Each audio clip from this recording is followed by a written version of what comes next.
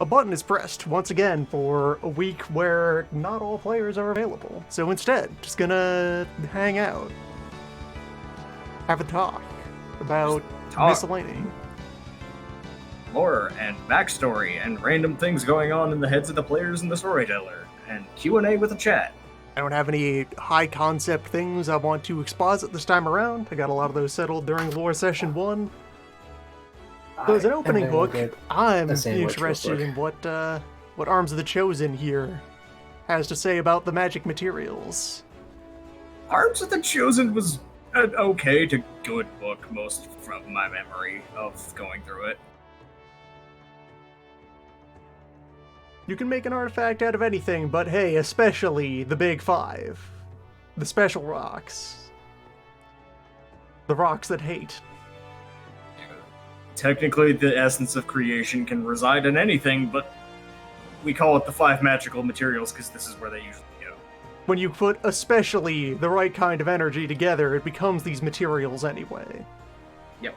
Like, Repose's staff was an ordinary wooden post. There's probably like a thin filament of green jade that has just formed inside of it over years of being wielded by dragon heroes. Yep. Artifacts are unique, novel things. There is no such thing as mass-produced identical artifacts. Even in the most abundant and productive of ages, each individual one has its own quirks. No more factory manses or cathedrals. You get propagation and proliferation of a lot of artifacts, but it is by way of having a lot of artisans gathered together and coordinated for big works. As opposed to some of the second edition books that I read, which literally would go into, this is an industrial era factory, but it's magic, shut up. The factory cathedrals, making the robot armies.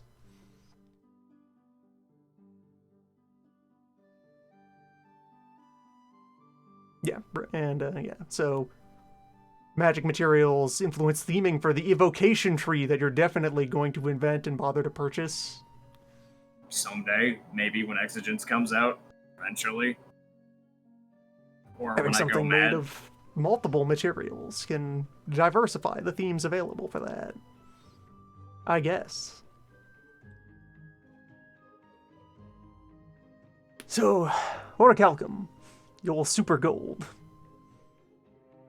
Warm, brilliant metal, invulnerable, and puissant as the unconquered sun himself. Gleams at all times as though sunlight shines upon it, in a color richer and more vibrant than gold. Resonates with solars. By the way, solars resonate with everything in this, the 3rd edition. Yep. It is one of their fundamental gimmicks this time is best at sorcery, best at materials, and best at crafting.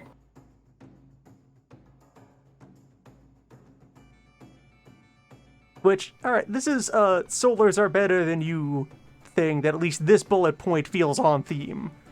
Yes. As the most human, as 300% more human than 300 humans, and there are 300 of them. Yep.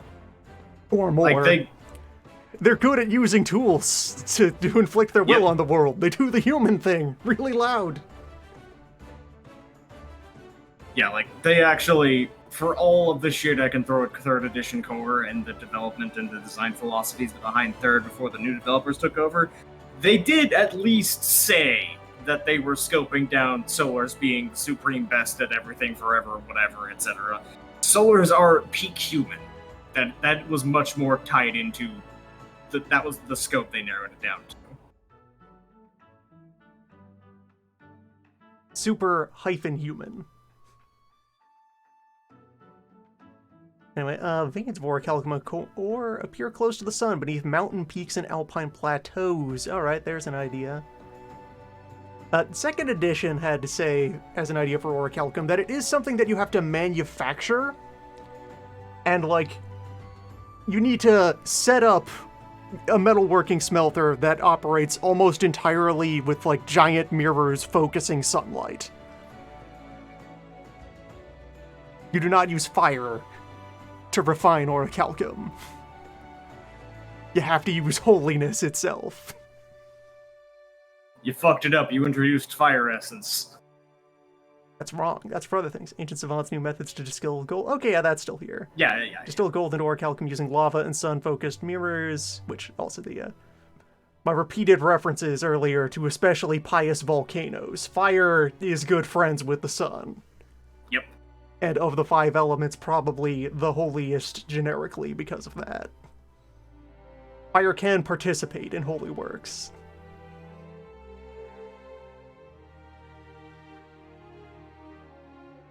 Fire's gonna go on a crusade. Partakes in potencies associated with the sun, raw power, unshakable strength, excellence, light and shadow, revelation, healing, divine judgment, purity, majesty, glory. Channels essence and sorceress energies better than any other magic material. While lacking Jade's pure elemental character, it can harness forceful, vibrant, and energetic natural phenomena such as floods, earthquakes, and volcanic eruptions, and can channel, absorb, and redirect elemental forces. Most orichalcum artifacts are straightforward, direct, and unsubtle, like the sun, and they claim the center of attention. You use this to make loud things. Orichalcum works are never subtle or quiet. Just as a kind of primer for people thinking about this, the artifacts that the Hearth Hero has currently are all jade. And Ruby Gauntlet Tyrant his gauntlet was a mixture of red jade, orichalcum, and soul steel. Yes. So, part of this thing is fucking loud is it's got orichalcum in it. Beams! Yes, that is where the beam part came from. Pre-first age orichalcum artifacts often exhibit a greenish patina, consequence of channeling overwhelming amounts of baleful sorceress essence. Between this and its long association with solar anathema, some dragon-blooded call orichalcum demon gold, and reject it as tainted with infernal power. Dynastic military forces aligned with the Wild Hunt Guard, known orichalcum loads, anticipating the returning solars will try to gain access to their favorite metal. Mm-hmm. Makes sense. It is also a comment from the developers that is not in the books yet because the infernals aren't really mentioned yet. Orichalcum does turn green when held by an infernal. Makes sense. Also, here's just a nice mural. Yep.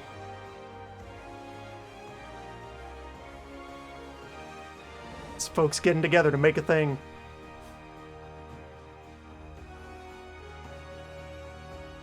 Alright, Moon Silver. Harder than steel, never tarnishes, exhibits the special brilliance in moonlight. Well, its color of ordinary silver, it reflects light in ripples like troubled water, and its surface slowly shifts and pulses as if alive. Moon Silver has an affinity for lunar Exalted. The metal most often found at the world's edge on the borders of chaos, the ore manifests in liminal spaces, where land meets water, such as riverbanks, lake shores, sea caves, mountainous islands, or benthic chasms. Somebody dug out the thesaurus for that one. Loads of moon silver have grown rarer of late. The realm has sealed off many sources, while others have simply vanished. Moon silver hosts feral magic. Some moon silver artifacts bristle with barely restrained fury. Look what's next is that thing we fucked up super bad on Star Metals next. But the other thing And Soul Steel, we'll get to that. And the Lunar book is out for backers. I don't know if it's on the Drive-Thru RPG storefront yet. Others are cool and subtle. Their evocations lurking like serpents. They're ever-changing, like ever-changing Luna herself. Metal is associated with transformation and inconsistency. Shape-shifting, malleability, cyclic change, reflection, opposition, duality, purification, emotion, creativity, secrecy, insight, intuition, dreams, madness, and otherworldly realms. Like Luna's chosen, it also has affinities for beasts, predation, pair bonds, adaptation, strength, deftness, vitality, trickery, and witchcraft. These effects are often internal to the artifact or its wielder. Moon does moon things. Second edition writing about Moon Silver included that, yes, you go out and collect it from places that are on the wild's edge, and the process for working it from that raw wild stuff into a usable metal is about calming it down. It is equal parts physically working the material and, like, singing to it. You have to whisper. Whispering to it. You have to learn its moods and get them stabilized so that it can kind of behave itself. You need It's to fine, domesticate you're moon okay. silver ore. This is where the shapes live. It's okay. You're safe here. Shh. Good metal. Good metal. Your knife now. You cut things.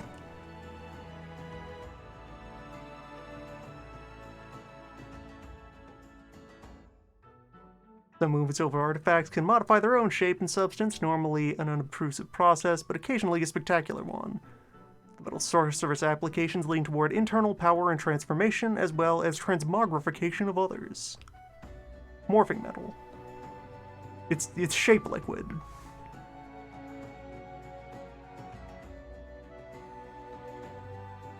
Star metal, which is actually quite different than second edition. Where other magical materials originate beneath the earth, star metal comes from the sky. Creation's anima, formed of essence expenditure by terrestrial and celestial gods, gathers among the constellations like fishes in a net. Masses of this gathered power fall from the heavens as meteors. Meteoric ore appears identical to ordinary iron and is refined using the same techniques. Purified star metal resembles polished steel, although harder and lighter, and it flashes with the five maidens' colors when it catches the light.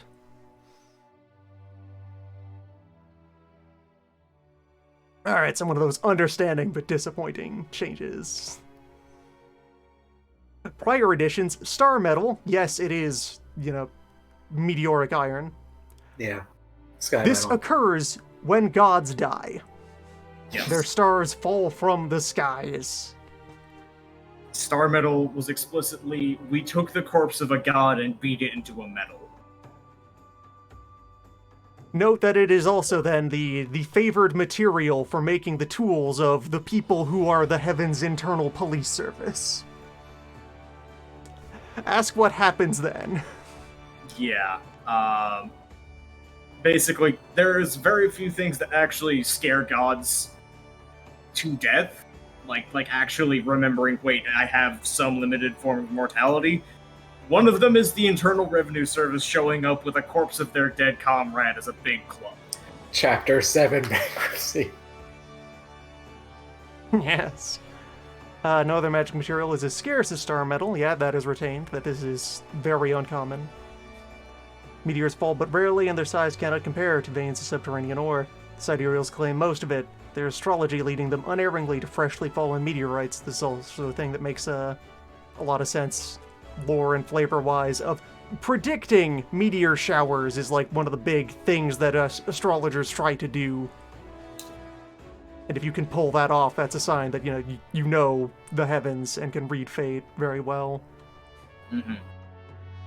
Artificers use it sparingly, forging it into slim, unadorned designs and applying it as an inlay or filigree to artifacts made of other material.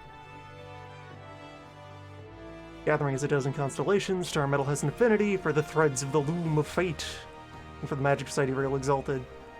Associated with fate, destiny, luck, time, knowledge, foresight, mysteries, esoteric forces, and ephemeral things. Some meteors retain the qualities of the constellations they fell from, or the astrological houses of journeys, serenity, battle, secrets, and endings. Coming as it does from the heavens, star metal holds influence over gods and other spirits. Some star metal artifacts possess evocations that replicate spirit charms. Okay, there's a more tangible idea than any other for evocations. Yep. Star metal thing can do god stuff, because it's made of god meat.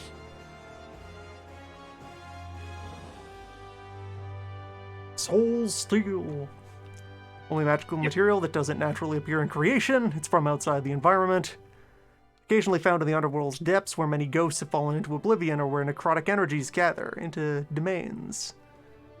Writings of the First Age, when a handful of chosen smiths made the occasional use of the metal, mention primeval veins forming where the blood of dying enemies of the gods seeped into the earth. But most soul steel is smelted in the soul forges of the underworld, alloying strange shadow ore with the souls of the tormented dead. Yeah, there's the big Ghost thing with Soul Steel is step 1 is you grab a ghost, step 2 is you throw it into a crucible, and step 3 is you light that crucible's fire on fire until the ghost melts. You scrape some gunk out of the veins of the dead titans, and that's the flux you're going to use to melt down a soul into steel. Though it resembles dark iron at first glance, further examination reveals its ghastly nature in the faces of horror-stricken ghosts writhing and wailing beneath its surface. Battle and ritual intensify their torment, calling forth terrible moans and screams. Abyssals possess affinity with this macabre material, whose magic is linked with negative influences of suffering, emptiness, and endings. Blood, silence, cold, darkness, death, disease, weakness, violence, pain, fear, despair, rage, greed, and hatred. In addition, no other substance has such strong ties to the underworld, commanding, banishing, binding, transforming, and slaying ghosts and other undead. Can channel sorceress essence towards destructive ends, and is an ideal focus for necromancy. Yeah, the 5 metals: sun, moon, stars, ghosts, jade, which is all of the elements clustered together. More common than any other magic material, though still far scarcer than mundane silver. Jade appears throughout the lands of creation. Unlike the others, jade is a stone rather than a metal. The 5 magic metals, but one of them's rock. We should change the name. Why would you say that? We should change the name. Though powdered jade is then alloyed with steel to craft weapons and armor. That has been the case across editions. Jade artifacts are jade alloyed with things. Or sometimes just a chunk of magic rock. If it can be made out of rock, just use the rock. Smooth and glossy in either state, its colors rich and brilliant. The realm covets jade, using it both for currency and for almost all of its artifacts, and the Empress dedicated much of her foreign policy to controlling threshold jade mines. With their disappearance, the great houses and other dynastic factions squabble to control this rare and precious resource. Like the dragon-blooded, who resonate with its elemental nature, jade comes in 5 flavors. As stone, it comes in endless patterns and gradations and subtle shades, although jade steel alloy loses these natural variations. Each of jade's colors has its own characteristics rooted in affinity for one of the 5 elements. This includes both direct elemental manifestations and more metaphorical expressions. So, black for water, blue for air, green for wood, red for fire, white for earth. Glitters as the sea at midnight, although some is shot through, shadowy swirls and whirls, found near rivers and along coastlines and on the ocean floor. Does water things. Affinities with fish. Damp. Trickery. Moist. Crab. Adaptation, crab. Acid, crab. Frighten. Crab. Crab. Crab. Crab. Blue is the cloudless sky, whether the pale azure of winter dawn or a summer evening's rich cerulean. Feels lighter than the other jades and is cool to the touch. Veins appear atop snow-capped mountains and through the frozen north. Magic tied to air and winter, and affinities with wind, cold, ice. See that? Water? Ice is over here. With the air metal. This one. Precipitation. See that? Rain! Rain is air, not water. Fight me! Lightning. Air. Birds, speed, precision, thinking, understanding, memory, language, philosophy, music, and silence. Noise and absence of noise. Both of these things are air.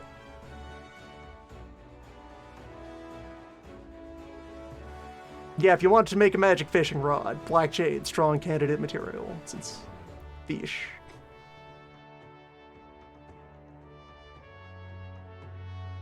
And yes, as we have referenced before, there is, in the elemental cycle, a lot of violence between air and water, and this creates most weather.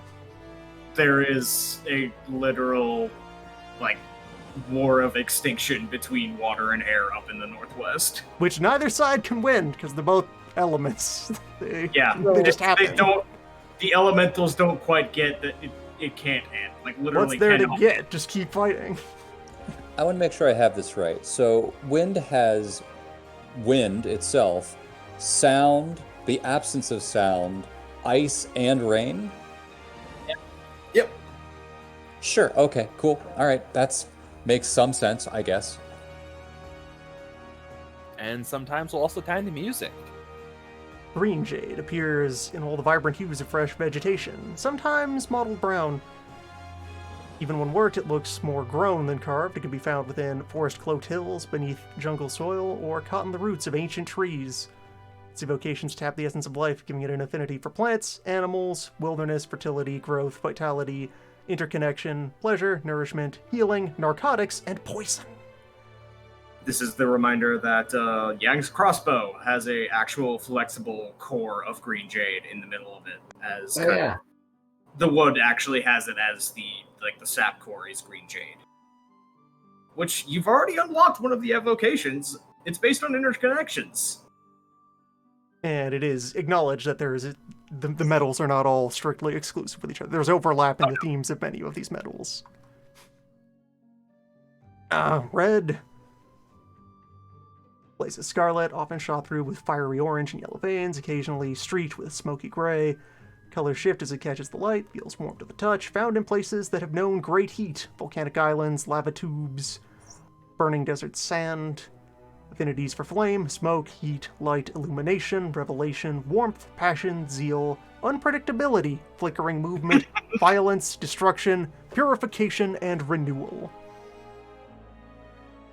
Obsidian shields armor that bursts into a death ray when he is sufficiently threatened. Affinities for hot, warm, stove, spice, zest. And white jade feels heavier and denser than the other jades, most often ivory-hued, can be white as mutton fat, while underworld veins can be ashen gray. Hey, wait, hang.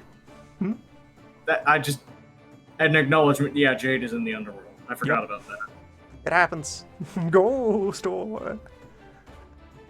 Found inside mountains and deep within creation's bedrock, associated with the roots of the earth, solid as a mountain, stable as a foundation, unstoppable as a landslide.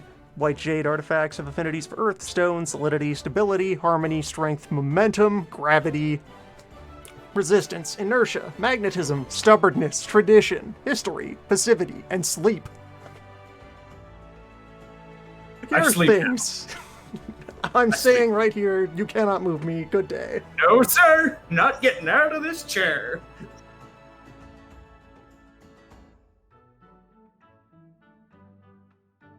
And sidebar about artifacts kind of having personality that you should think about and work into. Yeah, if Play up where you can. Sufficiently large amounts of investment into an artifact gives it a pseudo-personality. Which is kind of how Unbreakable Onyx works, just on a much, much bigger scale. Creation's artisans recognize the 5 magic materials as the most potent occult substances available to their art. Nevertheless, common for artifacts to incorporate other exotic materials and supernatural reagents into their manufacture. Exotic materials offer distinct mystical affinities that can synergize with an artifact's intended qualities.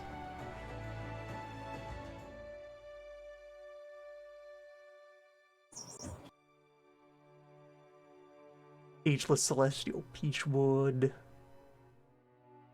77 Star Sapphires, serving as eyes for the blind warrior. Behemoth Ivory Core of the Tusk of Gaplikma here. Omon is actually one of the example artifacts later in the book, and it's really great. Most artifacts created by the Exalted use at least one of the 5 magic materials, save for the Solars, who few Exalts can resonate with exotic materials, leaving them unable to draw forth an artifact's most powerful evocations. Spirits and other inhuman artificers often incorporate exotic materials into their numinous panoplies. Yeah, so this is other miscellaneous special materials, most often. Just gods and demons will use these for stuff. Siakal, who wears shark skin armor, and is herself a shark. Why do you have 2 skins? All skin.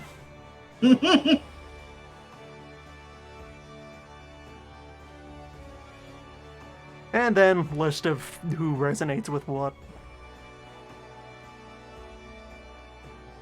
Most are resonant with their brand and neutral to bad with everything else. Yes. Where the idea being there's keywords that can go into the evocation tree of resonant and dissonant that alter what the moves do if you have that status.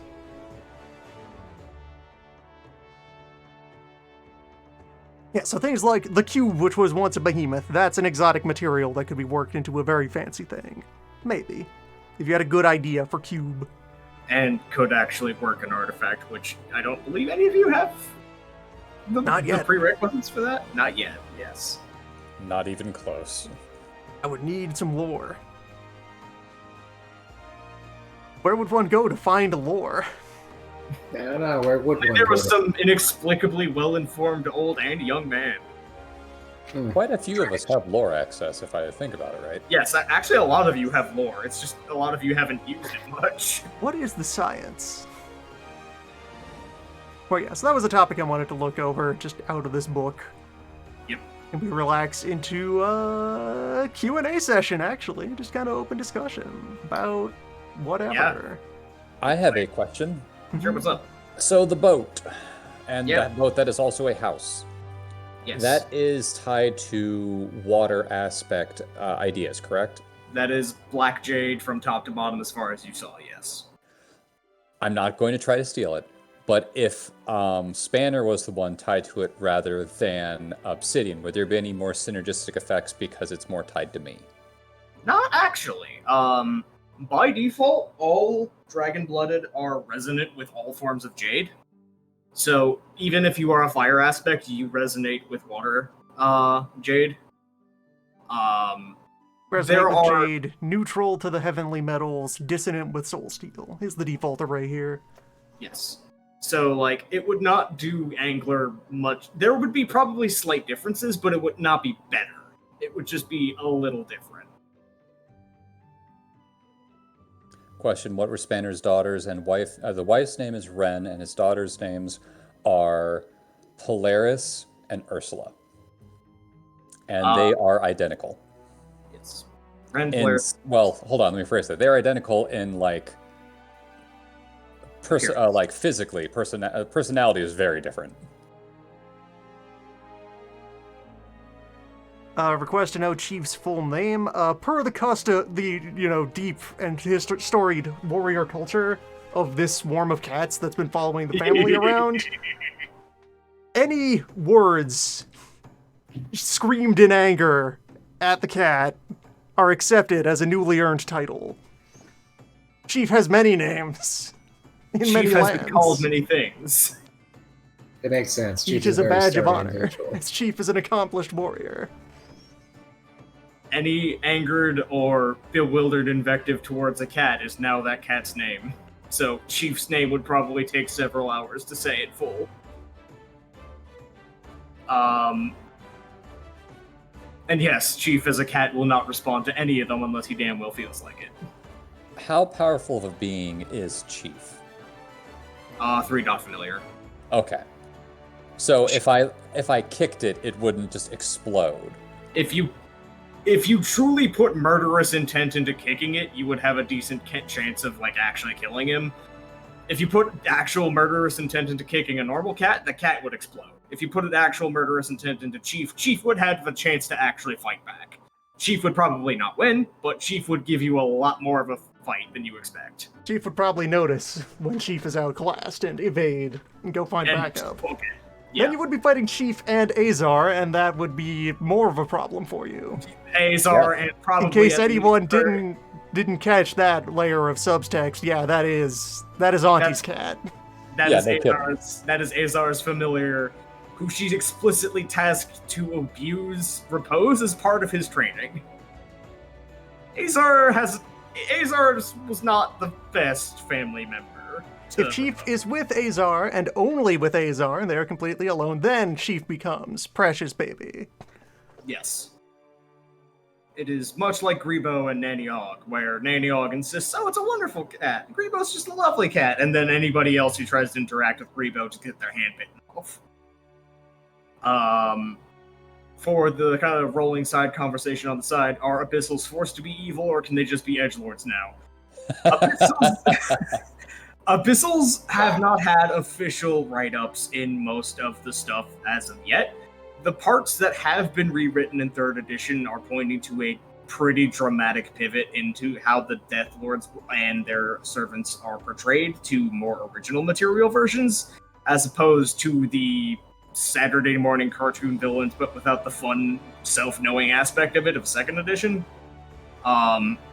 Abyssals will be allowed to be anti-heroes and be more actively able to do shit and go against the will of their Death Lords, because the big 2 problems with that in 2nd edition, and I did read a lot of the Abyssal books at 1st and 2nd edition while I was looking into the antagonists, because it is well known at this point that many of the antagonists in this game are associated with the Abyssals.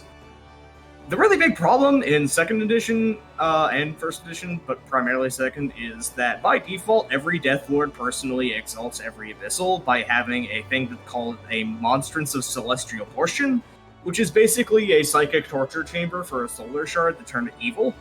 Yes. And the problem with the pitch of Abyssals was being like, well, you can either serve your Death Lord and you can be an evil lieutenant in the henchmen of the Dark Armies, or you can go rogue and try to do edgy superhero solar but with black makeup on stuff. Except that was a lie, because in 2nd edition it was an explicit thing that the Death Lords did, and would throw the monstrance of the shard of a Abyssal that went rogue into oblivion, instantly killing. So, like, if your boss found out that you turned traitor, they literally just had an instant no fighting it kill switch. So that's gone. That is gone in 3rd edition. So Abyssals have a lot more leeway to actually go off script. I will point this out by saying, hey, one of the biggest immediate plot points going on right now is that it is fairly clear that the Tyrant is going off of script of somebody, or both people, who knows. And in 2nd edition lore, that would not be strictly possible, because the second he went against any of the Mask's orders, he'd be dead. The other problem Abyssals had with being a good guy in 2nd edition is something called resonance, where Abyssals and Infernals did not have the Great Curse affect them because they didn't exist when the Primordial died. But, this being mid to late 2000s White Wolf, everybody had to have their morality bar, and everybody had to have their go crazy bar. And the Abyssal version of it was every time you did anything that was in service of the living, or even too kind or too close to the living, like just hanging around a village and being a normal person around living people, would build up basically a temper tantrum from the Netherborn that would manifest as more or less necromantic radiation bursts off of you. Like, oh, I see you've made friends with a living person. The Neverborn personally... Yeah, the Neverborn personally reach in and remind you, hey, no, you're not allowed to do that. I'm killing your best friend. Bye. Deathlords aside, you are the chosen hero of a screaming, twisted mass of flesh that wants to end. Doing things that remind it of anything, irritate and confuse and frighten it. And you're going to vent that energy. Yeah. They chose the least playable route for you are a cursed being. Sounds absolutely miserable to play. Yes. Yeah. Yes, most people who I am aware of played Abyssals ignored a lot of the resonance rules because it made them goddamn near unplayable, because even when you're trying to do your damn job, it would still tick up the counter because you have to be around living beings. So you could be like doing a long, deep infiltration mission of a living country, but because you're not killing people fast enough for the Death Lords and the Neverborn, you'll just explode into necromantic radiation every couple of weeks. Because that's how the rules worked. Gotta have your incidents. But yeah, the current new developers have more or less explicitly said both that the Death Lords will have considerably less of a grip on the Abyssals than they did in prior editions. Resonance will be much less of a thing. And in addition, the Death Lords are going to be, in the terms of the absolute power scope, much more explicitly below Abyssals. Or, Death Lords.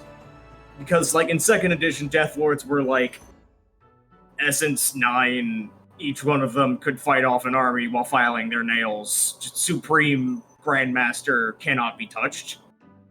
And also, we also have all of our solar charms from when we were alive because we need that. Because why not? Third Fuck edition. you. Third edition is that no, they're just explicitly ludicrously powerful ghosts, but that's all they are. Ludicrously powerful ghosts. So, they've mentioned that one of the themes of third edition Abyssals, which was present in the earlier books but kind of ignored, was the Death Lord slowly going, oh shit, we've made things we can't actually keep intact. Like, we can't actually keep these people under control very long, because they're going to ramp way out of our ability. Oh, I never noticed that. God, fuck this book. 15 evocations. Which, At NA, infinite evocations. Oh, at 5 infinite evocations. The 3 types of evocations: just a charm, an enhancement to another charm, or draw the rest of the owl. yes. Super moves. Ooh, I have a question then. Draw the rest of the owl. Mr. Game Master, sir. Yeah, what's Do up? you have ideas for each of our artifact pieces of gear for what they're going to do? I had much more explicit ideas for the ones you traded for, but for the ones that people started with, I'm also thinking of how to put, like, if you put more effort into making them artifacty and having them do magical shit, I will be thinking more of ways of implementing that, yes. Okay. But I'm also taking suggestions from players, because it's your own damn artifacts. A lot of that gets into the weird gray territory of, I've played with a lot of people who are Game Master, Dungeon Master, whatever, that they want to like have control of the majority of that stuff, and some people who want to leave it a lot more open-ended. So it's just how much input do you want from the audience, so to speak, on how to put this stuff together? Oh, well, if you have any interests, I am glad to hear them. Okay. I Because scrolled onto the this. worst I can say is I have my own idea. The worst I can say is I have my own idea already. But I will probably, even if I do have my own idea already, I'll probably implement whatever you say. And yeah, this is one of the first scrolled artifacts. onto this art, and I actually at love first this it was art. like, yep, this is pretty plain, but no, the more you look at it, the more it warms on you. It's just like, it's just two brothers, just guys being dudes surrounded by skeletons. Does it get any better than this? If I remember correctly, if you read the artifact, that's not guys being dudes. That's their husbands. Yeah, their hands. Nice, Adorable. nice. See, this is content. This is content I crave. like, Celestial this is, Union of Blades, Electrum this is Divinity. Okay, yeah, so this is a gold and silver sword. Yeah, this is a pair of swords that can be either used by 2 different people or 1 person.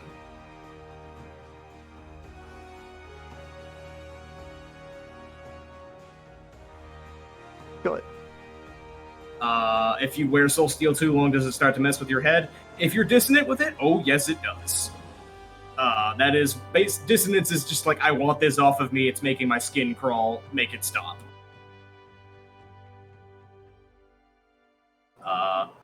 As mentioned, Soul Steel is dissonant with the Dragon-Blooded, so when Repose attuned to the Lance to do those moves, it was a terribly really unpleasant unpleasant. experience. Yes.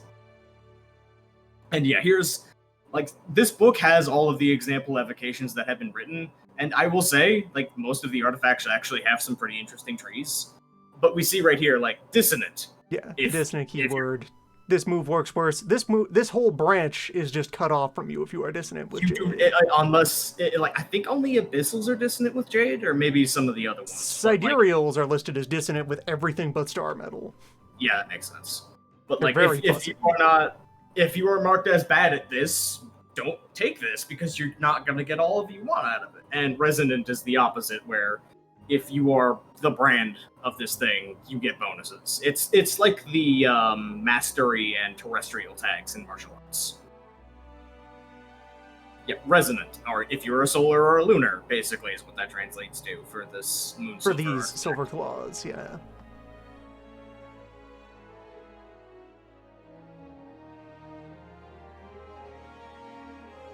Sling of distant surprise.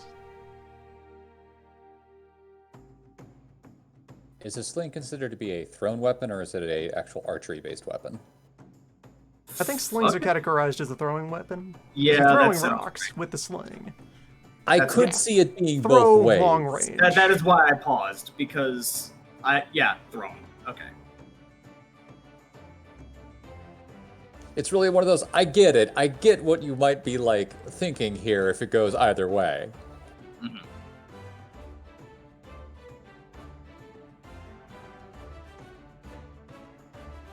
Or Calcum Smash Fists. Smash fists they're fucking Hulk hands, and I love them. I actually looked at those when I was making my character and almost, like, said, yep, I'm just going to use these right away. We're going in. But I was having too much fun looking through a bunch of the martial arts trees, and those smash Shield is fists a would weapon. not have worked. Shields as weapons. Shield is weapon. During like my read through of the book, preparing Yeah. for building for this, and went looking for shields and couldn't find shields. Then I had to be reminded, hey, just let shield is a weapon. It's a it weapon just with the counts. shield tag. It does shield things. Yep, it's a medium weapon with a shield tag. That's a shield. Look at that wolf. Look at that Look wolf. at this dog. Oh, you really shouldn't have gone for full front on the perspective. Do a 3/4, please. It's not so bad, huh? Can we get a look at that axe real quick? That axe has seen better days. Please Yeah, care sure for your has. axe, strange shield man. Blindfolded shield person. Look, I spent all my money on the artifact shield. I had to take what I could with the axe. And the artifact armor if they got underneath that fur, which, by the way, that's gonna suck when it gets real cold. It depends on the type of metal it is. Like, if it's Fair. orichalcum, it'll be warm and toasty.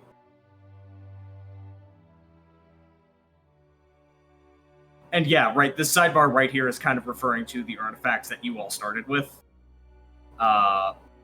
If evocations are born from the legends and the deeds, how does that actually work for artifacts that just come out of nowhere? If it's new, then they don't have any, and as you play, they will begin to develop, which is kind of the approach Yep. I'm taking for all the artifacts you all have. That would definitely describe my returning chakram. Yep. You're creating that story as you go. Your chakram, which you were going to start using less and less as you become more of a wizard. I mean, it's also part of the stunts for a lot of the wizardry. And my martial arts uses chakrams. Yep.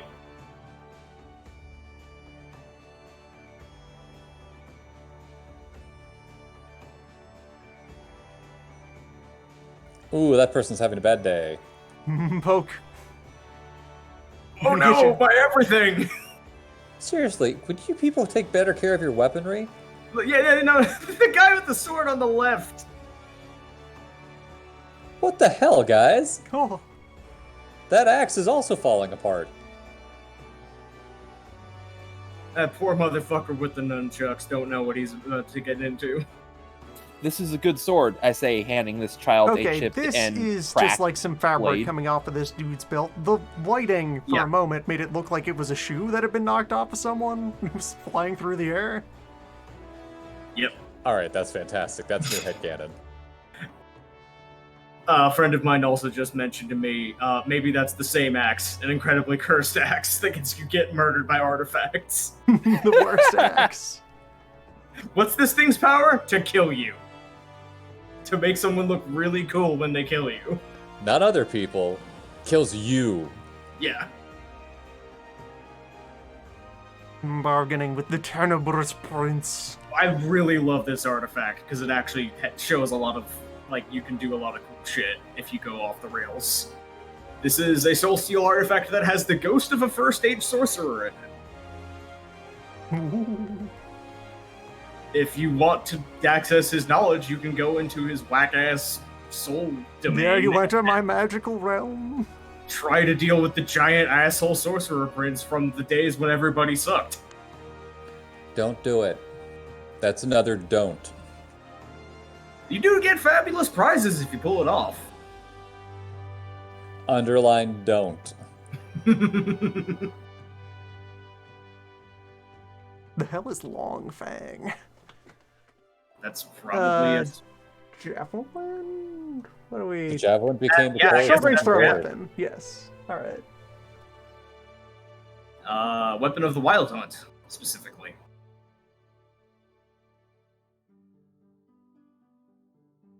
Hooray! Yeah. Is that a hooray? I don't know if that's a hooray or not. It's fine. We will be dealing with a wild And hunt back to sooner rather than Sword. later. The Great Contagion extremely happened. It's actually fundamental for the backstory of one of the characters. So, yes.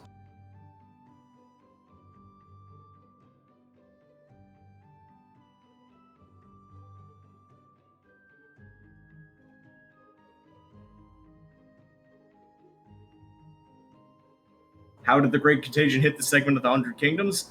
Well, The when way it kills everyone 90, else. 99.95 of all life and everything everywhere, yeah, It's the probably Great was Death. It showed up. everything People everywhere died. Then we moved on. How long ago did that happen in story? There has been no 800 evidence found. years or so. There has Wild. There has been no evidence found as of yet of pre-Great Contagion anything, aside from the impact site of the Sword of Creation hitting the place. Like, the giant hole in the cliff that they're approaching that lets them skip up to the side of the cliff, that is the borehole of the Sword of Creation hitting this region. Sword. Try it for zest.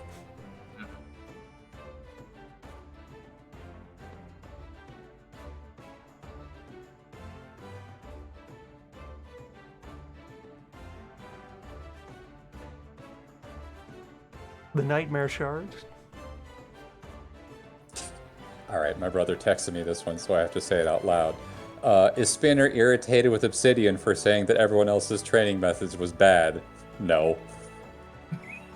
I think that Spanner would agree. Spanner would probably agree. Spanner wasn't trying to teach martial arts. Spanner was intentionally this. beating the crap out of you to Spaceballs, make the a win. flamethrower. He's never seen you take a punch. I've also adored this artifact in particular because it has a great mechanic. Yes, the idea. Are we playing Contra now? Is that what's happening? Yes, So it's, actually. Yes. Yeah, it's an artifact firearm, which again illustrating this is what firearms are in this setting. They are single shot Every time we flamethrowers. Yeah, for future reference, every time we mention gun, this is gun. This is what gun do. And so what it has is a heat gauge. Every time you attack with it, you build up a heat. The higher your heat goes, the more you risk accidentally cracking the barrel. If you crack the gun, it shuts off all of the moves until you get it repaired.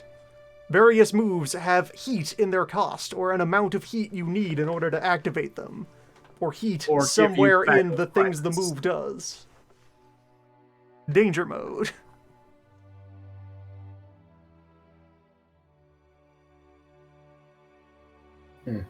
Yeah, I'm glad I didn't go guns then. They're definitely flamethrowers.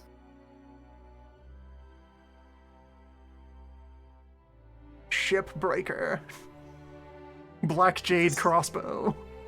Siege crossbow, like the giant ones like that Yang has.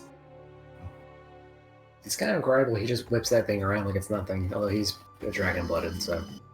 It's what you do. Speaking of that crossbow, is it considered to be improper to just hit somebody with the other part of the crossbow to go along with his martial arts style? Because That was actually, I was smiling very wide because out of character, that is exactly the revelation I've been trying to nudge Sana in character and out of character to realizing is, hey, beating someone with a crossbow is an improvised weapon.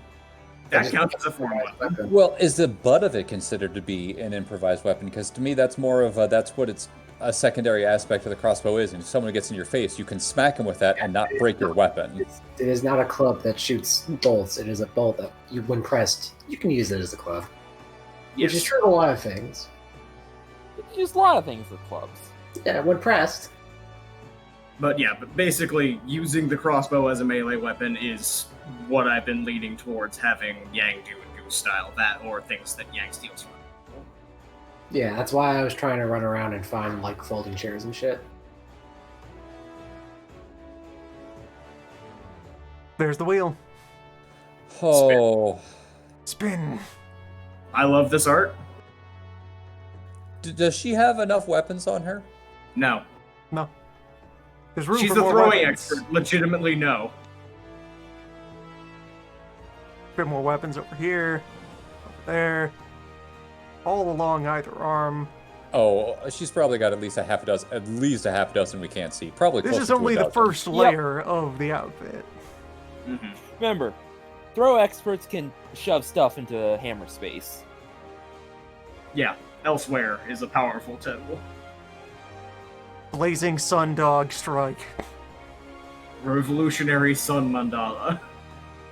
I kind of have to stop adding like different branches of like mechanic treadmills to Yang's character because he's already getting pretty full of just like things he is. He's a scientist, assassin, superhero thing. Well, here's the thing. You can reach being very good at something and as an Exalt very quickly. It's a matter of going from very good to completely ridiculously supernaturally good beyond that. How do you do that, anyways? Do we have the power to do that at all? Being very good at something is just having a lot of dice and maybe one or two charms. You buy up the skills, you take the excellency, there you go, you're real good at doing that thing. Yeah, it's the charms are special tricks that you can do that are related to the thing. If you have 10 the dice and an excellency in something, anything mundane you do that is related to that, you're going to be amazing. It's the charms are superpowers that are related to that skill that you may or may not want. Yeah, Yang is supernaturally good with a bow. Yeah, you Give are him a already supernaturally amazing with bow. He's also weirdly scholarly. Also, hold on, that's the Imperium. Again. Wait a sec. Yeah, no, god damn it, boy. That's just the Imperium of Man. You can't do that. Wait, which side are the undead What? on? Why are these guys next to... Whose skeletons are these over on the right? Who is... Okay, if a Solar is stabbing that man, he's probably involved with the skeletons. But this is still just... That's just a human, that's a You're human, stabbing that's a the wrong human. way. I mean, Just I a know I'm couple saying of these whose weird side 40k Spartans standing around here. What's going on? Explain yourself. Look, a Solar just showed up during a fight between the Imperium of Man and the Necrons. Are we supposed to assume That that does the not guy on the look like a ground is okay, with the skull shield is not with the undead, or is with the The undead? way this What has is been going on? composed, it looks like no one is riding this horse. Oh, yep. There's a tiny shadow there that could be, a rider The horse rising up, just but it showed just up. looks like this horse is just here. That horse is horrified. No, it's just the other horse's hype man. Just, yeah, get him, Dave. The horse is terrified not of the skeletons, but It's of his the comfort man. horse for that horse. But no, Sijan actually has really, really detailed visual aesthetics. This is none of them. Sijan is like, oh god, what is the fucking thing? You know those mummies in the Citadel and Dark Souls 2? The ones in black cloth and also are mummies and have giant weapons? That's Sijan. Mm-hmm. That horse didn't have any barding on. That seems very mean to the horse. Probably. Clothe your horse. Breadway, does your horse have any armor or what have you on it? It's got barding. It's got like Her, excuse me. her. Yes. I have a dumb question. I love dumb questions. What's the closest Yang could get to a motorcycle or a very small car? Alright, do you want that as a plausible answer or as the literal answer? A plausible, like... I'm not saying I want, like, a fucking Harley. I was just saying, like, is there anything that is, like, here is a personal, like, traveling size thing for one person that would get him to places quickly? Plausibly, you're probably not going to find one. Literally speaking, you could actually find a first stage, basically a motorcycle, if you went looking. Loon, what the hell are we looking at right now? I'm Stuff. not sure. Pretty sure, given the silver lines here, this would be some sort of moonoid. Don't know what this Yeah. guy is, though, other than having a great time. He's And... riding? I could see that being on the left being described as Skin Man of some sort. That's probably a demon of some sort. It's these pointy, meaty horns. That could be demons. That could be another moonoid, for all we know. Moon Now, can have you don't- many Lady looks shapes. like she's about to cut these two in half, so she'll be... Behemoth, maybe. Now, what you It is don't realize large. is Raiden there is actually very tiny.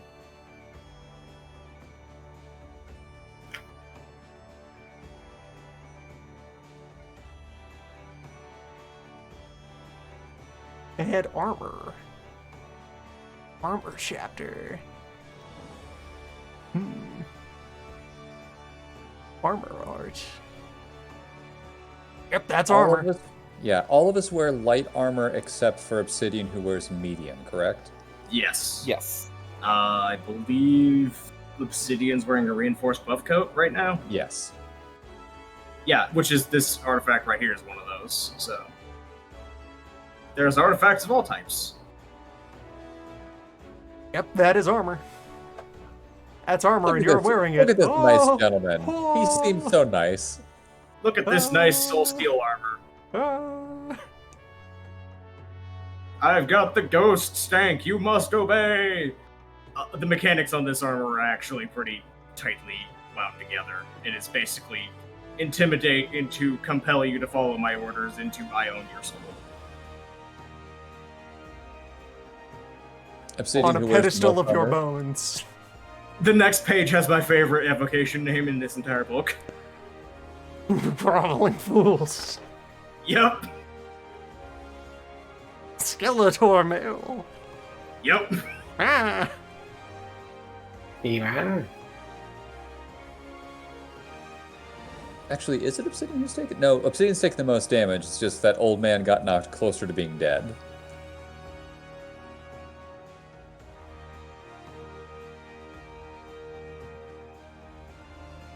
I think the only one who hasn't actually taken damage is Yang. No, Yang's taken quite a bit of damage. Well, okay. And actual combat safer in his Roadrunner-esque adventures.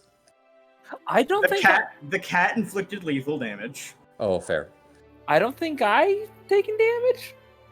I don't been know grabbed. if you've been To be grabbed, fair, but you've never been hurt. Yeah, you're the only one who's not taken a health level. Yeah, Spanner would Ron has probably yet to like. be I don't know wounded. if Spanner doesn't realize that a Celsi training would definitely make Yang necessitate being tortured. He's definitely undergone torture training. He knows what being feels like. Yang is extremely resistant to pain. Yang probably might actually low-key have the highest pain tolerance of the entire party, which is why I always play it up like a gag. Yeah, I can believe that. and also, just know this art is really good, and this artifact is really good. Yeah. It is armor for being a Sentai grappler man. Yakuman has never been hurt. That's true. There was a point towards the end when he was training, he was like, he just keeps getting back up. I might have to change what I'm doing. Yeah, you can't. There's no Yeah, way no. you can. There's no way you can meaningfully. You would have there's no way realized. you can kill Yang that is meaningful. I didn't bring this up at the time, but that you would have definitely realized. Oh no, the monkey. But you definitely would have realized partway through the day that Yang is more. The ass kicking at you, and like, why is this kid not tapping out? Yeah, Yang would be complaining a lot, but you also realize he's not really flying all that much.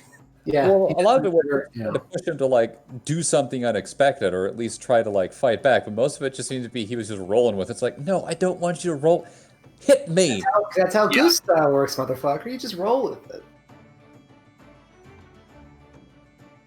It's still fucking great that all of you were training the style he was attempting to train into wrong, except Old Man and Obsidian.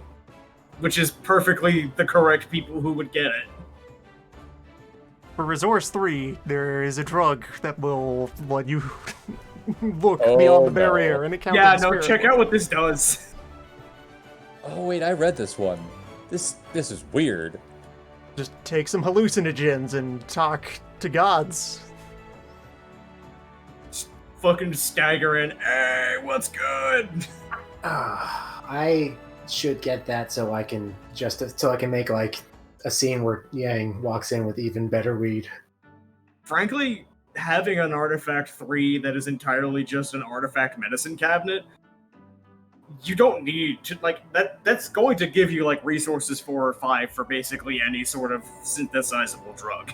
You probably already have like. You probably a have vial. most of the stuff in this chapter in that closet somewhere. Probably. It's a So- good artifact. We could take drugs to be able to see ghosts. I mean, you can. Could I, if I roll high enough, could I like just synthesize drugs on the fly? Between Actually, no, medicine I should and probably start, survival, like- yeah. I should probably start like consciously narrating scenes of like I'm gonna take out my alchemy kit, and I'm gonna distill this thing just in case we need it. So it's not like As a reminder, you do actually have 2 forms of incredibly powerful water. yeah, I know. I'm literally gonna think like, I think his next plan for that is he's gonna somehow combine both the Jimbus juice and the source water and see what that does. And if it's stable, then he's gonna start like experimenting with that. So and you see, like, require if my strongest potions. he's gonna make the strongest potions. One to As see I if he go- can make, like I can actually tell you what the 2 things do, at some point during this story. I mean, Because- actually, no, I did spend the hour This outside bird, of town though. just analyzing it. So yeah, Actually, I think that bird has a lunar symbol on its chest. Look at that bird. Huh. Moonbird. Moonbird. Moonbird. But yeah, I think I've already analyzed both those things. But yeah, you've explicitly mentioned you took in character time to analyze them both. I just never got back to you with the answers about that. So at some point during the stream, when it gets a little quieter, I'll give you the answers on that. Okay. Extruded from the glands of deep-sea fish from the far west. Whom named Jibbeth. Okay, yeah, so this is medicinal. This is super opium. Yes, this is painkiller. And yeah, so there is, from other editions and maybe mentioned in core book rather than in here in advance, there is a, well, let's just go over to core book since it's just here in this other tab. Hey, Grand Panoply. Are you thinking of ghost flowers? Yeah, ghost flowers and whatever Yeah, that's else. mentioned. Yeah. Everybody wonders, think- age-staving, cordial, extremely expensive, but there are life-prolonging agents. Ghost flower tea.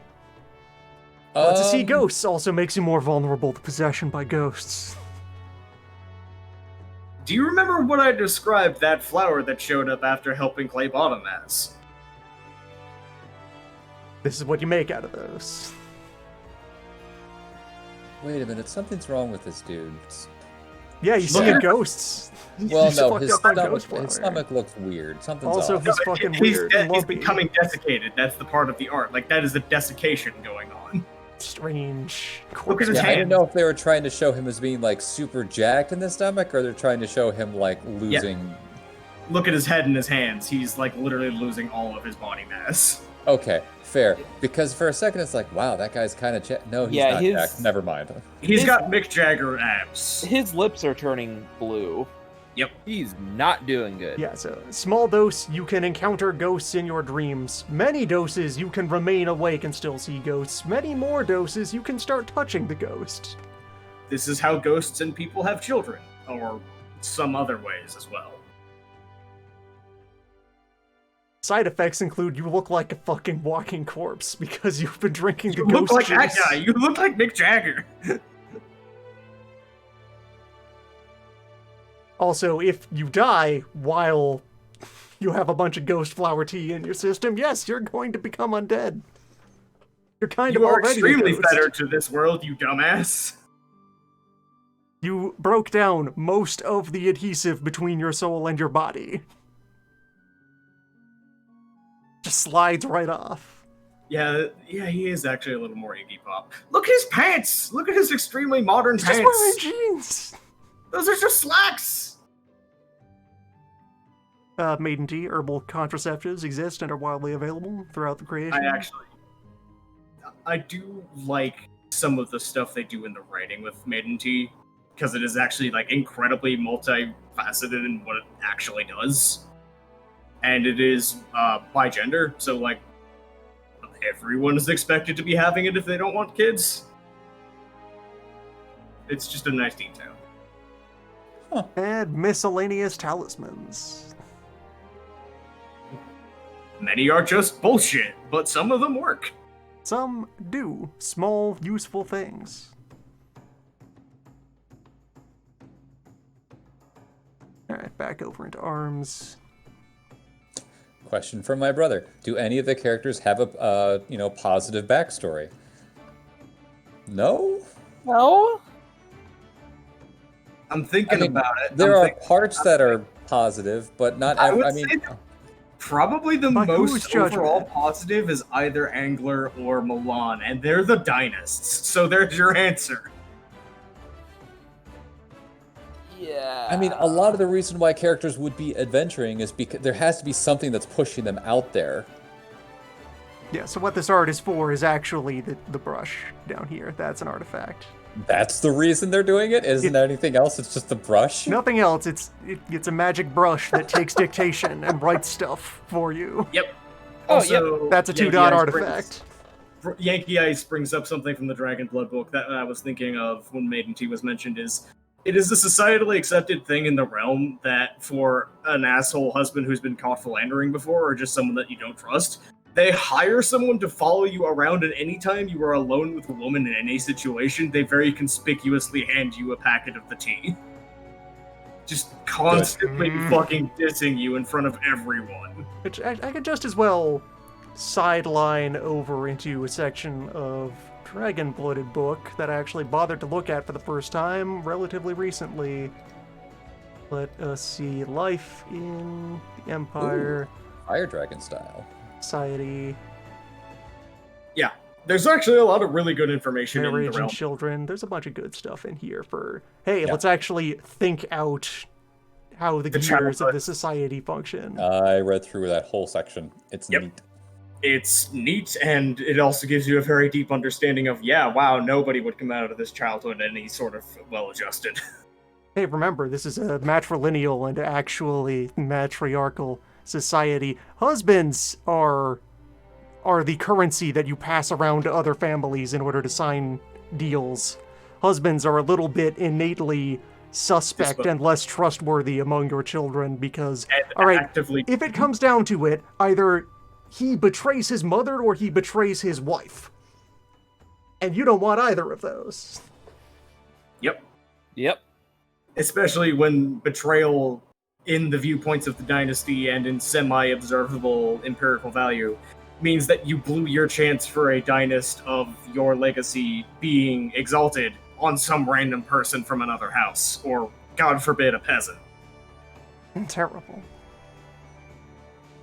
That's why Spanner's in the house he's in. He Yeah. was told. Which also, so the section that I got to on the subject of Maiden Tea, their new ideas for, alright, no one has the correct idea of exactly how Dragon Blood behaves. It's a weird spiritual metaphysical process that just happens. Everyone that is thinks they have the explicitly system wrong. nailed down is wrong. The book explicitly says everyone is wrong. The vague general idea that's going on in the background, though, is everyone has a tiny bit of dragon potential in them. This is how you just kind of spontaneously sometimes have a terrestrial exalt appear out of nowhere. If someone actually is a dragon-blooded, though, and is already exalted, they accumulate dragon potential in themselves as they just go and live their lives. And you probably have like a big old block of what any given culture thinks helps you cultivate your dragon energy by conveniently doing whatever is correct and upright in your society. This is definitely the thing that consumes most of the science journal Yang has, is like, what the fuck is happening and why is no one studying this? And then when Oh, no, you the thing is conceive a everybody's child, studying it. you are cashing in your stored potential and handing it off to your kid to give them their chance to exalt. Yeah, like it's a liquid thing, but everyone has it to some degree, but no one, like, we just don't talk about it. So they're It's- midichlorians. They, Except no. unironically, kind of. Kind Kinda, of, but except no. even But Because Okay. it's not a physical thing. yeah, It is a spiritual thing. It is abstract. not- here's, it is here's not. Go on. from what I think is in Yang's journal, like, it's from an in-character perspective, because he grew up in a literal assassin training complex and had no context. He basically just read books all day and made his own whack-ass conclusions. I'm going to use those to pitch, like, progressive solutions to what this system could be, basically. I think midichlorians are just a thing that is activated by human potential, or just some sort of human willpower thing, and then can multiply within yourself, which would explain a lot about, like, why people just suddenly awaken. That's the most important part. That's, like, the thing he's studying the most, is why Mhm. do you just turn on sometimes. It doesn't matter where you were, you just now are, like, above a level. An old man is currently in the process of doing it, so that's, like, Yeah. kind of landmark. Yang is asking the right questions for being a scholar in this world. That Yeah, is. This is the question. Here we're just like, can I just, like, is there a way I can reliably make, like, a woodworker turn into really good at like crafting statues and stuff, or just like, you know, not to like how do we make super soldiers, just like how do we make everyone as good as they can be? Yeah, it is. Yang is down the path many scholars have gone down in this setting, asking much more pointed questions than a lot of them, because a lot of them had invested political interest, as Yankee Ice is bringing up, is that a lot of the common wisdom around it is very suspiciously helpful for a very bloodline-focused feudal society. But at the same time, there are a lot of people who have driven themselves completely crazy trying to figure out who get why and how and when. Okay, so you Exalted. Why you? Why then? Why now? But so, the vague, this is a general picture that people are able to converge on, is that actually trying to have a lot of kids quickly does not work. Someone who has many children, each of them is not terribly likely to become anything more than normal. It is actually the norm for serious aristocrats to have children infrequently and deliberately. There is a mention somewhere in here of like, you have a 20-year grace period after getting married before anyone will start demanding, where are your kids? You weirdo. And conversely, once you have had a child, if you have a child within 20 years of that child being born, you're seen as being irresponsible. You have to wait until your last kid has concretely proven, okay, no, they're not getting the dragon juice, before you try again. Yes. Yeah, as mentioned on the left of this page, they will be called the leftover children. It is a thing we want to desperately make deliberate, but something we can just, the very nature of it is something that is undeliberate. It is, as I mentioned in chat, they are trying to observe and study something that categorically cannot be empirically studied. Because it's spirituality. It doesn't run on math. It doesn't run on chemicals or shapes or laws. It's Gaia. She doesn't explain herself. She just goes. She just does. Yeah, it is. My hypothesis about this is that like old man is cubes don't happen in nature. You see a cube in a rock. That's an aberration. Mentioned like coyfully that his body was annihilated and he got it back somehow. Normally, most people are like, oh, so we just have to ruin someone's body and annihilate him. And Yank's just like, oh, so he lost all sense of self. That means he can see more. Yeah. Or just like, he's aware of more than just like, he's seeing past continuity, and that's how he can understand what Guy is trying to put down. Now you're thinking. So like, now you're thinking with metaphors. Now you're thinking like a state. How do you actually get out of the normal window flame into that like little corner where you can't understand what the fuck's going on? It's got to be something like achieved with a lot of mindfulness and a lot of life experience. That's the only thing I can come to. Yeah, and this Miriam say, this sounds very silly and convoluted. Yes. That's why it's fascinating. It's silly and convoluted because it's driving these fucking feudalist imperialists completely bonkers trying to want it to be a thing that's reliable so fucking bad, but it's just it actively defies them when they try. The question about how do twins work and the culture with the whole idea of the god juice kicking in or not? Yeah. Great question. Good question. Do they have to split That's not the something mana? that's Do they share horribly the in Angler's mana? mind. Are you blessed or cursed by the fact that you got twins? Who Yeah. knows? There is enough anecdotal evidence for double exaltations and half exaltations to basically not actually have a rule. Oh no, that is definitely something that Angler's worried about. Angler has ideas as soon as his family gets out to not the capital area. Yep. And those ideas are pretty much entirely on, hey, you know that place we told no one, we're going to tell no one about? Guess where my daughters are going the instant they get out here? You're just gonna stick them in the magically radioactive Yes. Just gonna seal you in the damp chamber until you get enough damp in your system. Hello, my beautiful daughters. I'm putting you in the wildly untested, incredibly powerful, actively sapient, totally nice mansion. Actually, don't ask questions. I You should probably actually ask Yang to come with you so he can give you like some sort of fuck. I'm basically the closest we're gonna get to a soul doctor at this point. You shouldn't Hello, do this children. just on the fly. Old man, old man might be able to do it. So- While Doc is not here, I will say old man knows more than he lets on, but Yang is probably closer to a soul doctor in concept.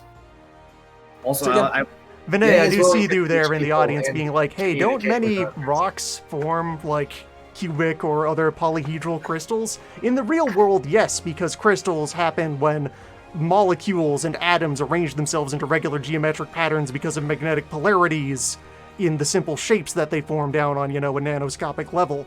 Remember, we are in creation. There is no such thing as an atom or an There's electric a tiny pole god that screams or a shape into existence. a chemical. This was the So joke that I what I have made. been trying to get at when I've brought this idea into things is that is like the influence of the hierarchy in creation. That if you had a creation that was just Gaia, you would never have regular crystal lattices showing up anywhere, because rocks would be just much more weird, fluid, interesting shapes. Because why would Gaia arrange things into cube grids or hexagons? That's boring. Except for as a fleeting But idea. meanwhile, her cousin, the math titan who loves math, convinced her that shapes are cool. And put regular repeating shapes into the world. Just look at it. It's a square grid. Forever. It goes everywhere. It's all squares. They're all that the was same. that was the joke I was going with when I said, hey, I found that this weird perfect cube rock, was because, hey, that shouldn't work in this world. Yeah, and But you would- fucking nailed it. And you gave me rocket fuel, I will say, for like Yep. things behind the Really, scenes. rock at fuel? Really? That's what Yep, you're going with? yep. Yes, I am. Go fuck Yeah. yourself. Yeah, but and also partially visible on this page right here. Here's the logic of beyond it being the Scarlet Empress who started the legacy. It's pretty much impossible to fake being the child of the mother you came out of. So if you are really obsessed with knowing the lineage of somebody, you just look who's your mom. Yep. Is that the case with all the different cultures in the place, or is it just the Scarlet Empire is the primary one. The Everywhere else. Empire is the big one. Because the Empire is powerful and influential, a lot of other places tend to matriarchal. There are still some patriarchal or blended societies in creation. Out in the section of the 100 Kingdoms you're in, it is a mix of matriarchal and whatever, and egalitarianism and patriarchal, and so on. I kind of assumed that the culture that Spanner's from is kind of more of a mix rather than matriarchal. If I'm wrong about that, oops, too late. I think that Prasad is basically matriarchal, but kind of went off the rails a little bit as it has in almost every respect, because they also actively consort with and have children with gods, which throws a lot of wrenches into lineage. I mean, they are gods, so why wouldn't they have children with other Yeah, gods? but like that's the idea. Is like, why do we care exactly so much about gender roles when the gods are right there? Yeah, Prasad.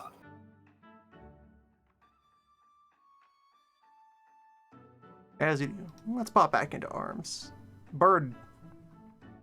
Bird. That's For not an robot arm. bird.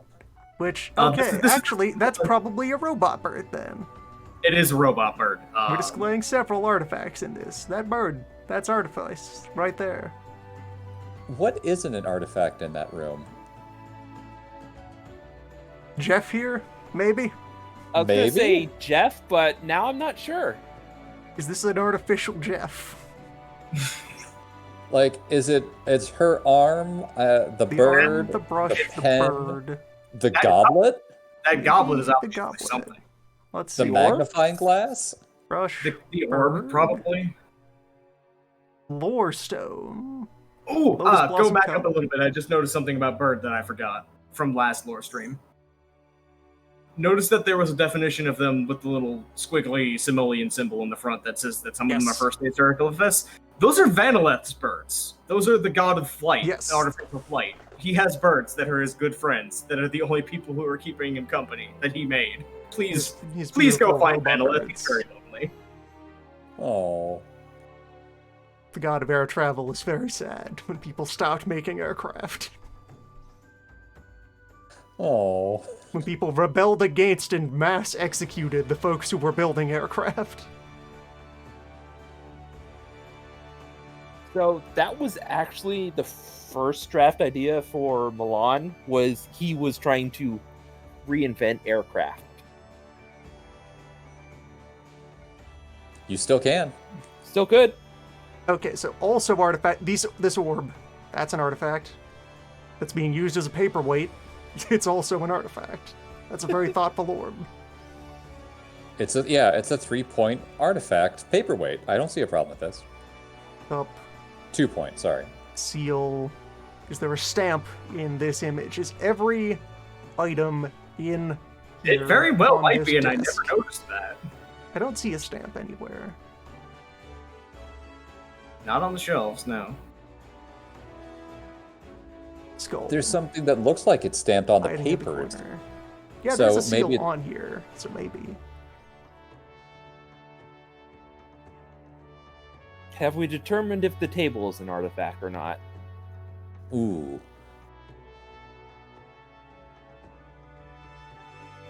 See, it took until actually Luke The pointed it out ultimately about useful tube! I love there that we go. fucking thing. It halves the duration of airborne or ingested time. What? Yeah, it does. And it can turn into a flute, and is also a breathing reed, and also a staff, and a bow gun. It's a very useful tube. What do you need a tube for? It can do it. Can it be an immovable rod, though? I don't remember, but I don't think so. Aww. Such a This is good the sort of tube. thing you would see in Creations infomercials about, but wait, there's more! Fine, can it be an immovable tube? I'm sorry, everyone. Good lord, I am sorry. And the winter breath jar, it's a tiny fridge. It's a fridge. It's a portable fridge. This is as useful as you think it is. Extremely.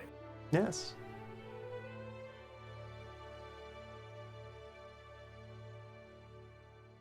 And this is the robot arm? I thought you said the robot wasn't in this. Well, like the prosthetic arm. Oh, That's up excuse there. me.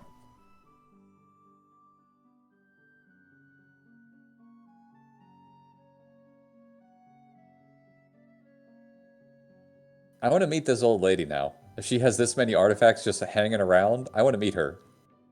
Are you sure about that? Well, I mean, just so I can have a conversation with poor Jeff back there, because he seems to be having not a good day. He's probably the apprentice. Yeah, alright, this is the prosthetic hand. I had to get down to the evocations skimming through this to have confirmed in my mind that this is a description of a hand, as they tell us the story about the person who had this hand. Yep. And why this hand was made for them. Yes, his hand. A hand with an evocation tree. Someone in chat says they recognize her as possibly one of the former iconic NPCs in our prior editions who was an asshole. So, yeah, Jeff's probably not having a good day. Hey, even if they're an asshole, it's still one of those, like, I got to meet that person. Yeah, they're a massive asshole, but still, we met them. And she tried to kill us. And yeah, prosthetic artifacts are actually fairly common, because, you know, Exalted tend to get into extreme super violence. It'd be nice to have a replacement arm for the one that you got cut off when you did the move.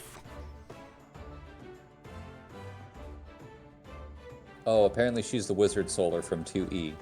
That sounds like biggest asshole then. I don't know her and I immediately am alarmed. Oh, all Wizard Solars are assholes? Okay.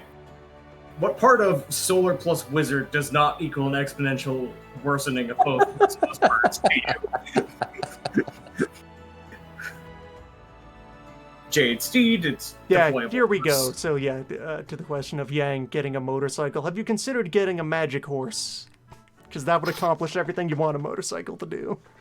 Throw a statue on the ground and get a horse. Can I just make it like thematically? So I mean, okay, does it have to have legs? Let's start with that. Huh. Could be a hover horse. It could be a Yeah, bird it instead has of a legs? horse. What are the requirements here for a Jade Steed? It has a horse's traits. Okay, so what are a horse's traits? The stat block horses have in the core book. Okay, You so- could get into modifying, where the idea would be This is where you If would you start wanted- homebrewing an artifact to function similar. for every feature you would want to add to it, figure out something else that you would sacrifice and end up with something that's probably close enough to the same value. Or add another dot to the rating and just make Yeah. it strictly Hold up. better. The second one, Clockwork Mounts. have been found in first age ruins. These are functional identical to the Jade counterpart. So you Yes. can just get a cyber horse. Yeah. Yeah. Spring horse. I really like that the idea for the Jade Horse is that it sinks in water like a stone and wooden planks can rupture beneath its tread. Do not go anywhere near the docks. Do not go anywhere near the docks with that horse. What if I just like wander around and accidentally stumble into a room? So Just But it make is- a difference. full Fucking spanner. does. who has the boat? What? Obsidian is the boat hammer, right? Obsidian is Yes. boat, yes. Maybe I just pull out obsidian shields and just wander into like a cave and get a moon silver bike or something. I don't know. Okay, that's in my domain, though. If you're relying on a gift from the question marks, that's my prerogative. I kind of want Yang to have a razor scooter or roller skates. You could also just get good at athletics and run real good. Well, no, I mean But that wasn't he is a, always. yeah. See, you're not thinking dumb enough. It's funnier if you have a lot of stupid gimmicks that will hoist your own petard as hard as possible. Yang wants artifact Heelys, and by God. See, you Oh. see, where most people see problems, Yang sees like, okay, I guess this is happening now. How are we gonna deal with this one? Oh my god. Yang's entire catchphrase is, you see a problem, I see an opportunity. Yes. I hate him so much. The transformation, the way his transformation phrase into Yakuman works is he has to say the phrase, the heroes shine brightest whenever they're backed into a corner, or no one shines brighter than Yakuman, which means I'm gonna get my ass kicked, but this is on purpose. Don't worry, it's part of the plan. I've looked this stupid on purpose. If this goes completely correct, I did it bad. Ooh, By the way, hello. robot is a thing. Yeah, It's fine though. It's Fucking Iron Legion, the what is it? The Iron Men from 40K? Yeah, they're a thing. Oh boy. Yeah, can we give me soap shoes, actually? maybe. You honestly like just normal non-magical soap shoes. You could probably just make those. Honestly, yeah, just like sneakers that have Quicksilver at the bottom that are just frictionless or something, maybe. Okay. You could just like do the normal version that doesn't involve magical mercury though. What would that be? Soap shoes. Actual soap. Just on your wear shoe. shoes. Well, I mean, the lube will run out at some point. And And you apply replace fresh it! oil on the shoes. With what? I'm a wood elemental, not a water elemental. You have a giant backpack full of every alchemical reagent that isn't unique on creation. Yeah, but like I want this to be a mode of travel that I can just do at any point, and eventually it's gonna start stressing the seams of like, how much oil do you really have in there, buddy? Where, Do you? And do I Son of- sound like the kind son of of, where person who's- do oils come from in antiquity? I don't know, squeezins. Of what? What are you squeezing to get the oil? Like just grab a Tsuchinoko and squeeze it. Yeah, and what do you think element that is? That's wood. That's animals. You can just deliberately secrete oil if you want. I'm sorry, but Tsuchinoko oil, like, just grab and squeeze it. That's... Yeah, Tsuchinoko squeezes. It's not real. That's not real. That's not a thing. That's why it's white. It's full of oil. That's its reserve, waiting to be crushed out of Imagining it. the little fat mouth opening up and just going, bleh. Then Yeah, you're- they turn into. That's why you think they're normal sinks, because all the widgets and sorcerers keep getting the squeeze out of the Tsuchinoko, and they have to like. You think they just ate a mouse? No, that's just a Keep all small. this is canon. If you get it booze and then you squeeze out the oil. Actually, how do I add principles so I can be a scientist and start making these things canon? Are they free? This is a lore specialty. I already declared without a lore declaration that's canon, but yeah, no.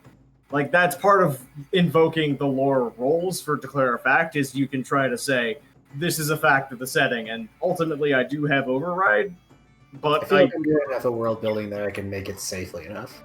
I also am not the kind of person who will say no to anything unless it is directly contradicting something I'm already doing behind the scenes. You gotta change entrance fatigue to the undefeatable Yakuman. Mm-hmm. Which is And or specialty in, like, you know, sage or scientist or something. would this be a principle? No, it's a specialty. You need an applicable specialty for your skills. Like how you have your medicine specialties. Like, all the specialties you have, you can roll lore to make a fact about those specialties. So, like, you probably already have what you would need to do the fact for the Tsuchinoko oil because you have so many of those Wait, medicines. why the fuck do I have lore court intrigue? I've never used that. Can I change that to scientist? You got that because of your training, but because you've never once used it, and it's probably... We've established at this point that very little of your training has actually stuck. Yeah, you can change that to just science. Like, I mean, I spent all my free time literally reading books. That's why I didn't stick. you can change it to, like, physical sciences. Natural sciences. This thing, it's a length of rope that you can trap a spell inside and then release it later. Yep. Could I do that with my rope, my grasping rope fangs? This is specifically for sorcery. This is for spells, like old man stuff.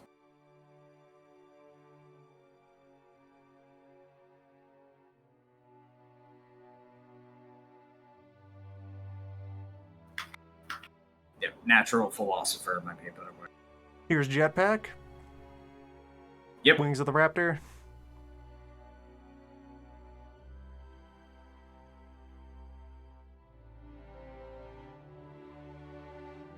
You don't need a jetpack to fly, you just need to be really good at dodging. Throw yourself at the ground and miss, etc., etc. I think one of the dodge tree moves actually is you just dodge up in the air and you're flying for a little bit. Dragon Bloods, yes it is. Snake. That is a... Whoa. Whoa. 5-point first stage artifact, the gold This is where the snake. chapter starts going nuts. It is the perfect assassin that absorbs the memories of the people it kills. Okay.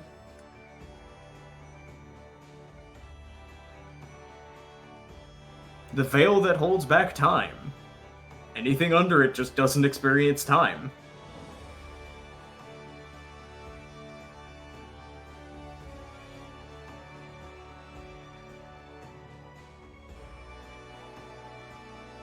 Ooh. Yeah, That if you're last alive, sentence. it's not great. Unless their struggles rend the veil and destroy its magic. So if you try to put someone You underneath it cannot who's not willing, involuntarily shove somebody into this. You need to paralyze them first. but It is. would that destroy the veil itself if they like struggled, or is it just destroy the magic of trying to suspend it? Probably just Prob- break the seal. Artifacts are generally unbreakable. Yeah, you would Okay. need a lot more effort to destroy a $5 artifact. It's more that whatever magics this runs on are so delicate that any disruption is going to fuck with it. Gotcha. Well, mechanically, it's just so you can't just toss it on somebody in combat and instantly win. Also, siege weapons exist and have a generic stat line for regular Yeah, and yeah. magic siege weapons. Yang theoretically has access to an ability to turn his siege crossbow into a literal siege crossbow. Like, just make it even bigger. Oh wait, right? Yeah, I can make it I can make a defense barrier, I think, or something. You can turn it into an emplaced gun, yes. I think that's actually an Essence 3 trait that took by accident. I'd have to double check your charms. You can make a tripod for your crossbow. No, I mean, like, you know arbalists and ballistas? Yeah. It Oh, turns they have like a shielding in front of it. No, Yeah. the crossbow just turns into one. Oh, Oh, okay. okay. I have the one that gives you like a pillbox out of wood.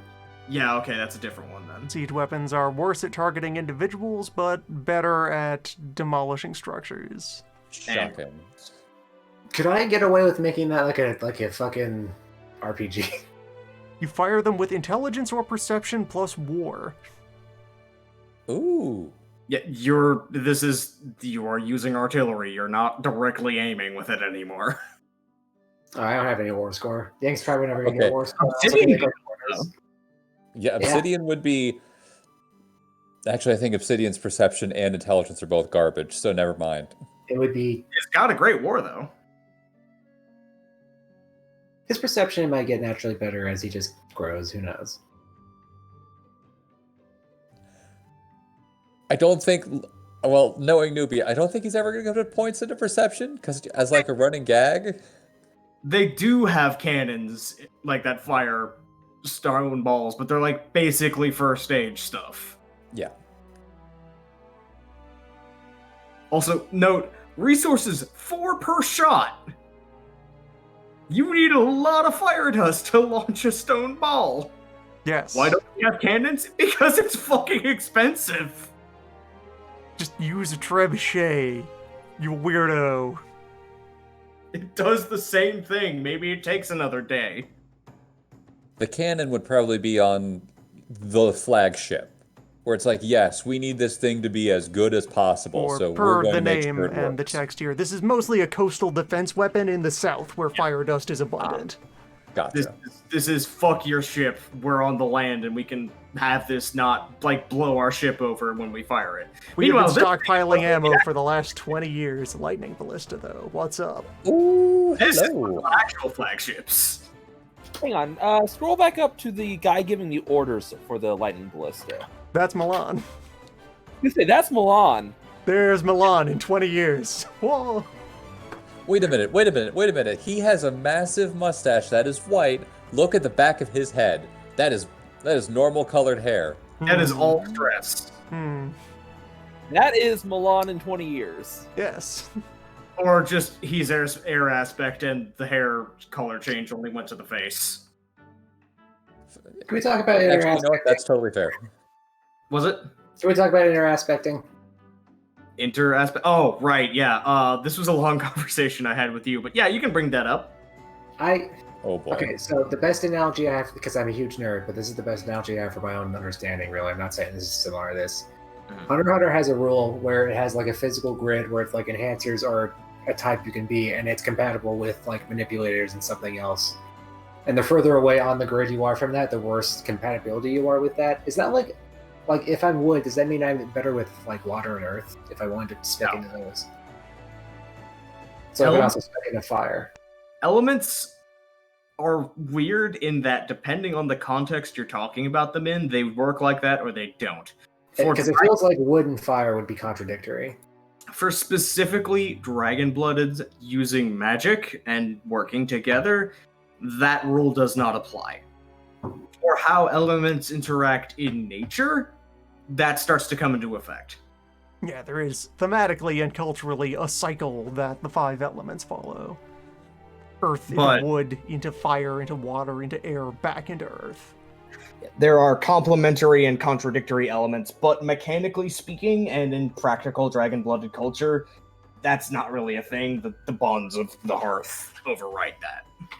Yeah, because I think one of the things is that water and air is supposed to not get along, or what have They you. are the elements that most violently hate each other, yes. Yeah, I was like, yes, and Spanner doesn't hate Milan. Well, whatever. We don't have to get everything the exact way, quote unquote. And also, it doesn't usually go out like that among dragon-blooded. Among Elementals out in the wild and elemental exalts are different beings. Much different, yes. You are people with a little bit of element in you. Growing stronger every day. Where Milan again, and this Spanner and look many into other the big sky, weapons, you have to see sock rain a hearthstone and think, into them. hell yeah, our elements working together. Meanwhile, water and air are currently fighting each other. Right. Yeah, lightning ballista, meanwhile, is just, what if we had a fucking laser cannon in the shape of an arbalist? Bam.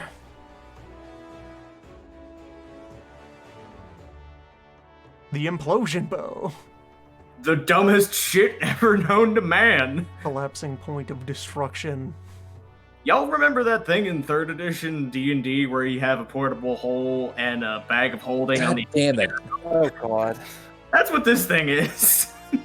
I literally had to do that for fucking Icewind Dale. Don't talk to me about this ever again. The Horizon, which is statistically what I've based the basic statistics of Obsidian's boat on so far, that's going to change as I give it more actual evocations and unique identity. Airship. Boat, I but was at flying. Oh, yeah. Oh, well, maybe we could... Well, a 4-mode version of that maybe might be something that we could use for Yang if he wants to have his motorcycle. Just a flying motorcycle of some kind. Vehicles on the scope of anything beyond, like, riverboat up aren't really modeled. Because they don't really exist beyond unique cases. There have been many words exchanged about how nonsensical vehicles in these books are. Yes. Are you Take going a to go up moment, and I'm snapping open the scream? Scroll of Kings, because there are I ideas will- that could be I will- salvaged from over here. I was thinking for a moment you were going to go back and get the logs of me screaming about boats. Ah. I mean, I'm pretty sure we all screamed about boats. Yeah, for hours.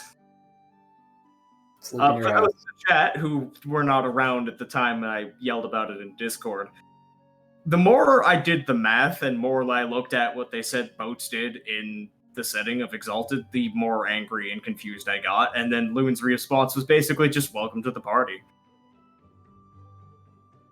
Ah, yes, brother.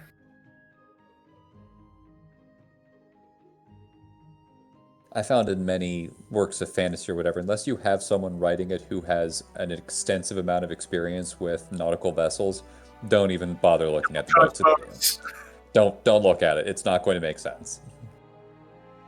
That was around the time of the map ranting, yes. Alright, scrolling past boats, scrolling past ice vehicles, ranting. which are What was dog the map sled, ranting? sleigh, and then fucking ice boat. Just an entire boat, but on skis. Mm-hmm. Sure, Oh this will my work. god, I love it! Look at that thing! You got your dog sled and your deer sled and just a boat on skis. How hard is that to get? It would be completely useless at any point in the campaign that we're Resource in. But 4, go north. yeah. Also, God. this thing, this town boat, the think we would do, seasteading like- community. Like a game-long like season break. Like if we get done with this map and we like have a break, and our characters are just out in the ether, then we would probably get some sort of vehicle. Darren, Ice retroactively, barge. Angler's great-grandfather Sasha had one of those boats. Oh, I'm letting that happen, yeah. It's not fucking airplanes. Come on now, no way.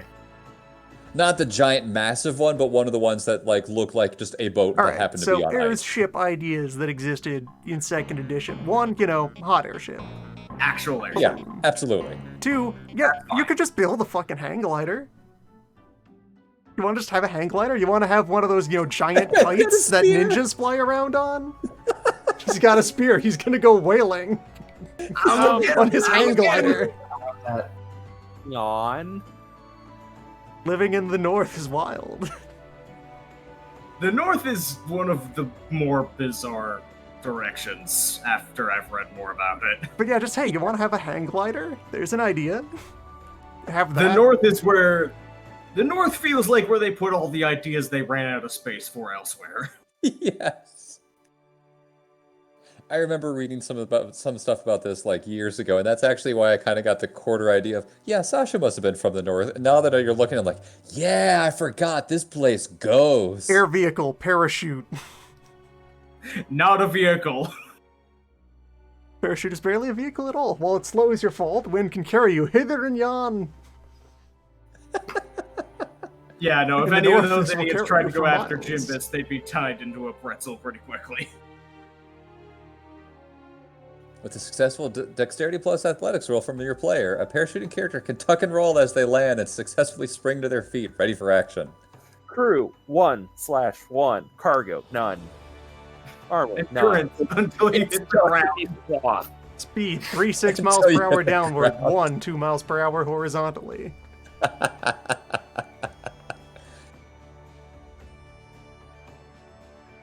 Endurance until you hit the ground.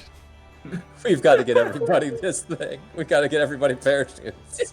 Other notes, since the parachute is just a big sheet of cloth, attacks don't necessarily inflict full damage on it. Whoever wrote this was having fun.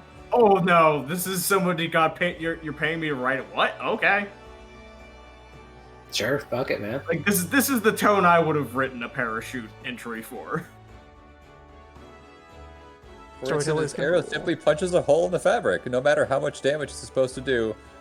Not good, but not instantly great, but- catastrophic. It's fine. It's fine. It's just parachute. Just fall. Parachute. Don't worry about it. It's fine.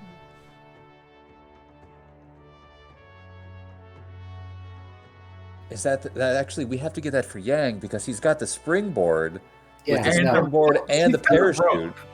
He's got the rope. I've got, yeah, the way he locomotes now is he will use the springboard.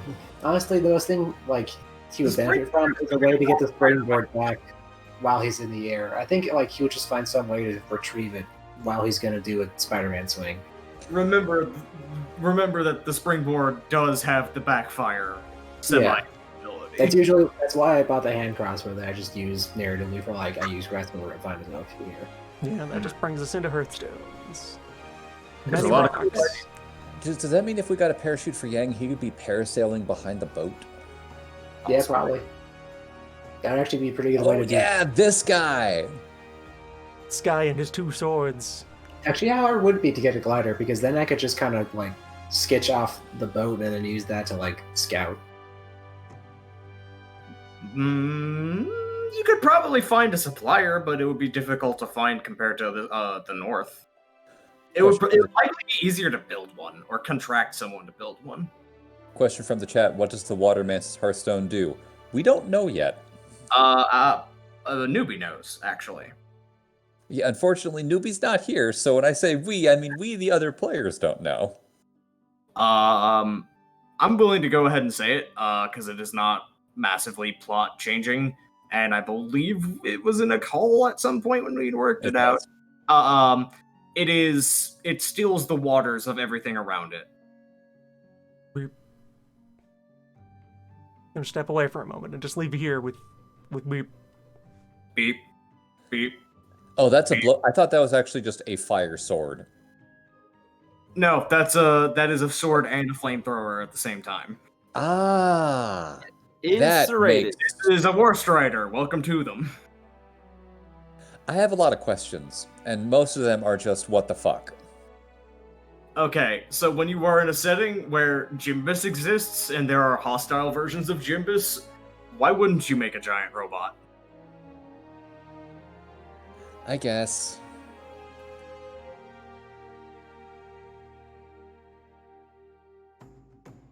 I use this robot as a metaphor for how war is awful. I mean, yeah. This robot has no ulterior. Oh, I'm having a bad day with words. Motive besides being murder. So, yeah. Yeah.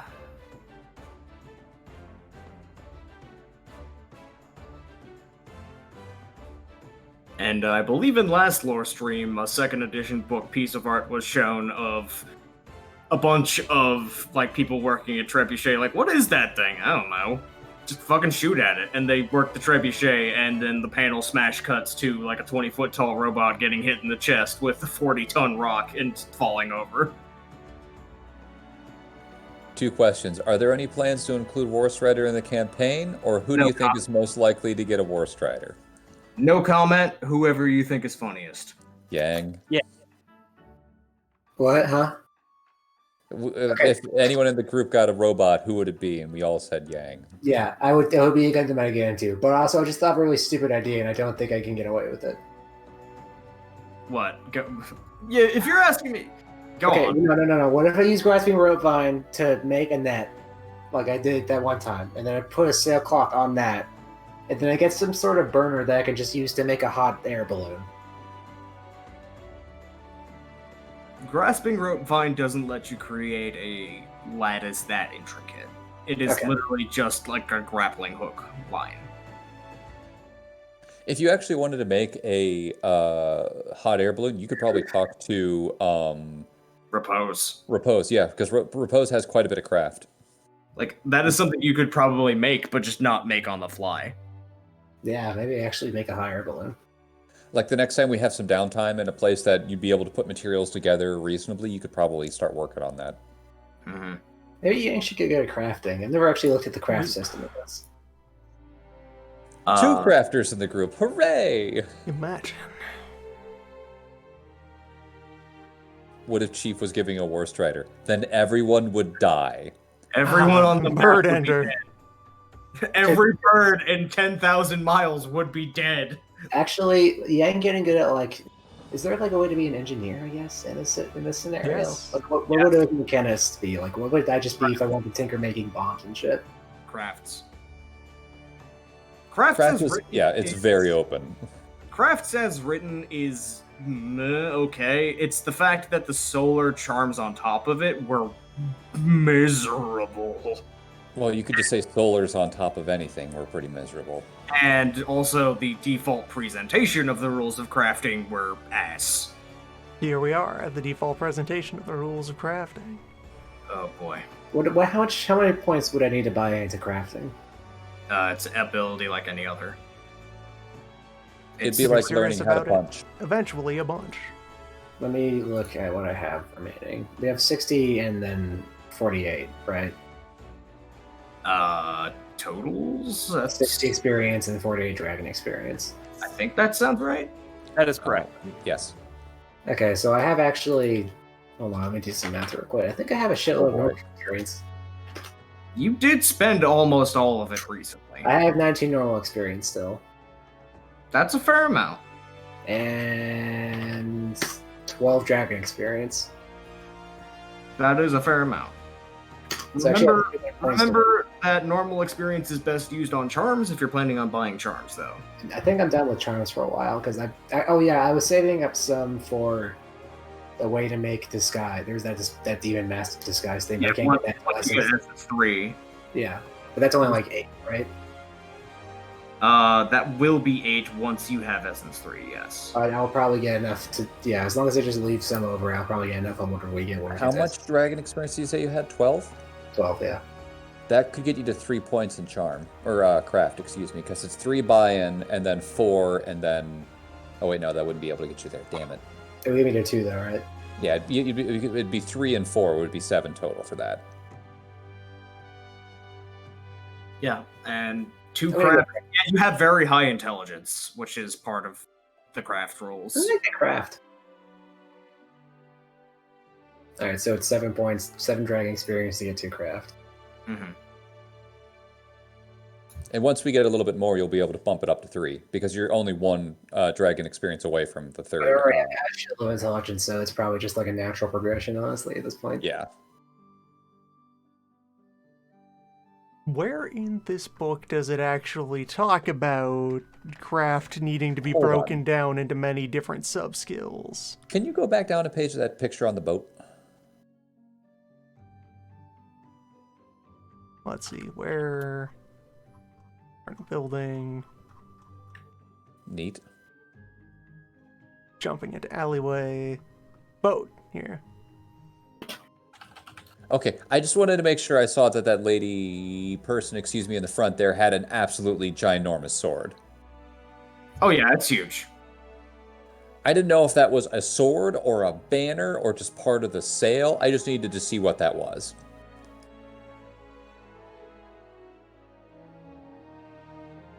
Why are your hands so big? I don't know.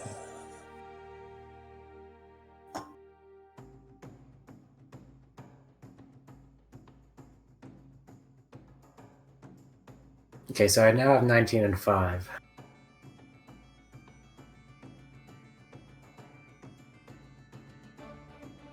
What should my craft be named? So, crafting ordinarily requires a specialty for every kind of craft you want to do. I'm not enforcing that very hard. Okay, but where in the book is that written? Yeah, let's see what the rules are. It's under the abilities. It's under the abilities. And where is the list of abilities? It's like in the early hundreds page. Like right now we all agree that repose can make like baskets and stuff pretty easily. Yeah, no, I'm not like. Yeah. By rules, it basically wants you to have a subspecialty for every kind of trade work. But I also don't care that much. I will ask for specialties for anything to do with first age or artifacts. Yeah. Because that's Welcome to the core book where, hey, where are all the skills listed is a very serious and perplexing question that will lead you nowhere. And I legitimately forget it about half the time, yes. How about this? Let's make it like... Hey, index. A system where, like, the more laser focused I get, the more dumb. Like, if I made specialized in tool creation, that means I can't, like, make a car, I guess. But it Craft, could, like- dial these numbers. Oh my god, what is this? All of them. It is mentioned on all of those pages. Let's try 151. That is okay. Yeah, that's Ability necessary to create artifacts. That is the only thing the authors believe that you will ever there use it this is. ability Special for. rules. If Special your character first rules. buys this ability, you must declare an area of expertise to which your crafting skill applies. Potential areas of expertise include weapon forging, armoring, architecture, tailoring, woodwork, carpentry, which is different from woodwork, cooking, or anything else the player might come up with, covering similarly broad but not all-encompassing concepts. Additional areas of expertise must be purchased as independent abilities. Thus, a character might have craft weapon forging 4, craft gem cutting 2, of note, craft artifacts and craft geomancy. These are 2 craft skills in specific are needed to craft artifacts and design and raise mances respectively. You'll This- notice that I'm not enforcing any of this. This Let's- skill is an let's set a infinite precedence. number of identical sub-skills. Yeah, let's set precedence for this. If I said my name, I want specially craft engineering, does that make I can mean like, would I be able to make remotely detonated C4 with the right tools? Would I be able to make like no, caltrops that will retract and detract? no. That is, you are thinking way too high tech for this setting. Okay, yeah, that's why I'm asking these questions now. You need to remember that the average tech level of this setting is somewhere between the Bronze Age and the early medieval period. Alright, and then immediately after hit, you're encouraged to be generous with the edge cases of actually this is a much more broadly applicable trade than some specific thing. Let them get away with +1 difficulty for thinking that a blacksmith should know how to do every kind of iron bending work. Okay, how about this? That I someone would might use know both craft how to bend to make- iron and how to cut wood. I would use craft to make jack tips for my crossbow bolts. They're not designed to be bolt, but more designed to be like, this will anchor into a stone wall so I can use grasping rope line on it. Yes, that would be metalworking. That would be like a metalworking craft. But also at the same time, as I'm mentioning, I'm not going, like, if you have craft 5, I'm going to say you're probably good at whatever craft you throw yourself into after a bit of a learning curve. But yeah, like, for specifically, I want to mess with my bolts of my arrow, like bolts of my crossbow and their bolt heads. Yeah. That would be metalworking. I guess I want an ace in the hole where I can somehow justify, like, This well, lunar here's stole 40 cakes. That's as many as 4 10s. That's terrible. This is That's a what is happening in this art.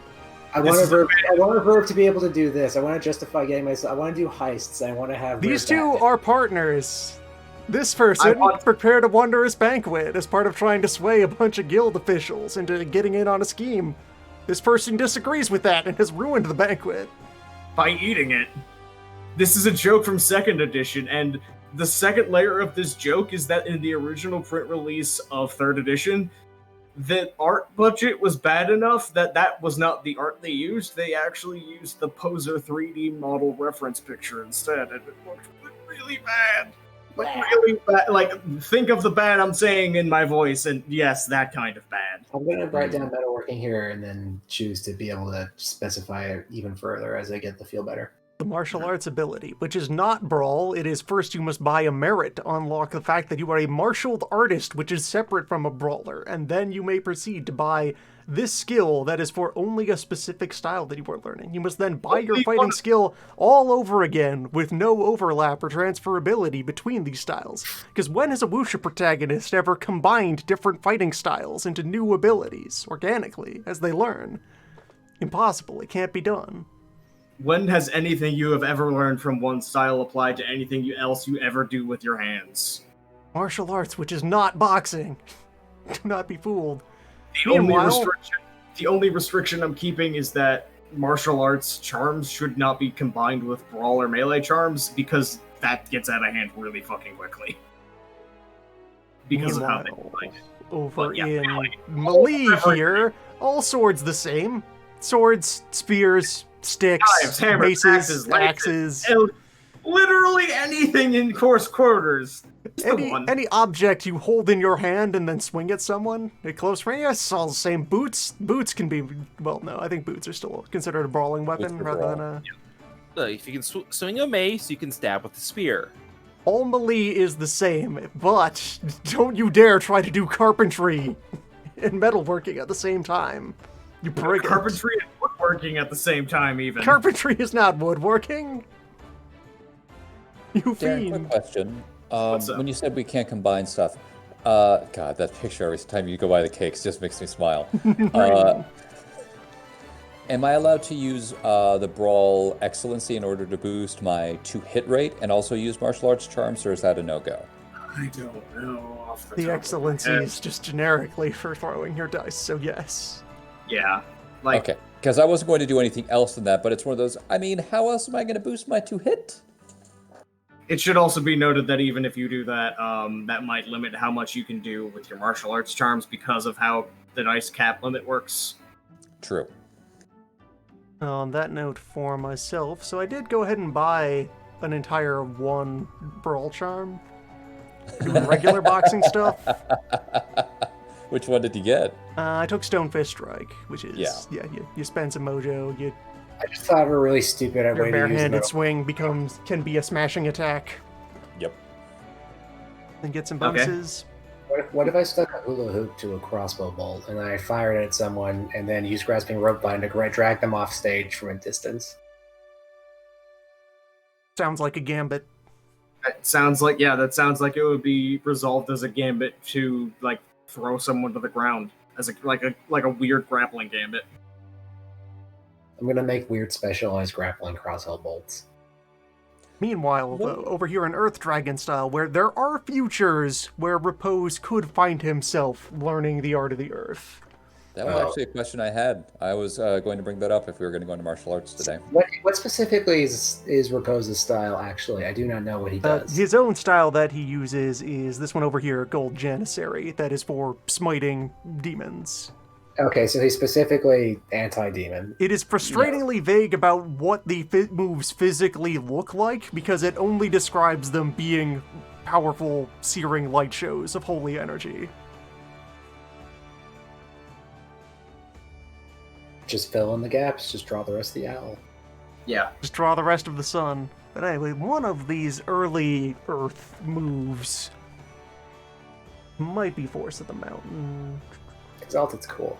Add lower of essence or strength dice of raw river. Withering damage, double 10s, undecisive damage. Additionally, unarmed attacks gain the smashing tag. So, yeah, unarmed attacks become smashing, and some different benefits for a similar cost. I feel like in a future where I would go about learning Earth Dragon style, I would want Stone Fist Strike to be absorbed by Force of the Mountain. This obsolete Stone Fist Strike. Yeah, that would make sense. That I would just spend the appropriate training time to have one mutate into the other. This is a refinement of regular old Stone. hands is as rocks. Yes.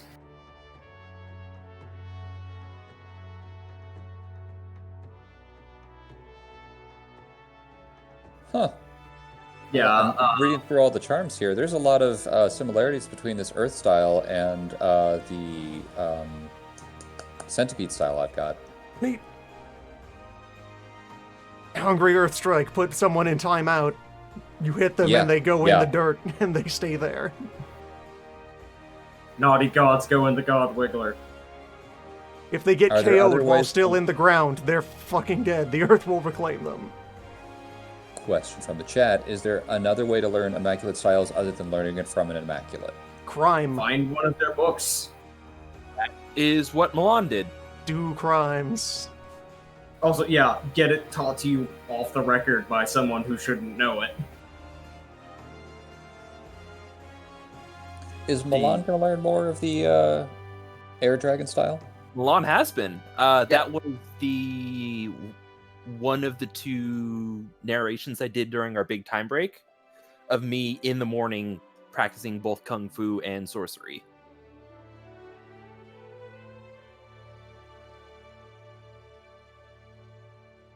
The Air Dragon style is the you can't catch me style. Yep. Oh, so does it have a lot of dodge stuff built in? Dodge, disengage, dance around, throw farther than you should. Lightning. Also, I did use one of these new moves in which I threw a rock and knock all the air out of Yang. Yep. Yes, and so part of how the Immaculate styles worked in prior editions, where all martial arts styles were divided out formally into a 3-tier system, kind of like sorcery is, was that the 5 dragon styles were tier 2 styles, where normally dragon-blooded could only use tier 1 styles, and the Immaculate Order had some initiations you could go through, where you learn 2 martial arts charms that are outside of any style that awaken you and let you climb up into celestial level martial arts in general. And this was presented as just one example, and other pathways of similar, you buy 2 charms and there you are, initiations existed. Hey, can I drag us back into crafts for a second? Sure. Craft specialization chemistry.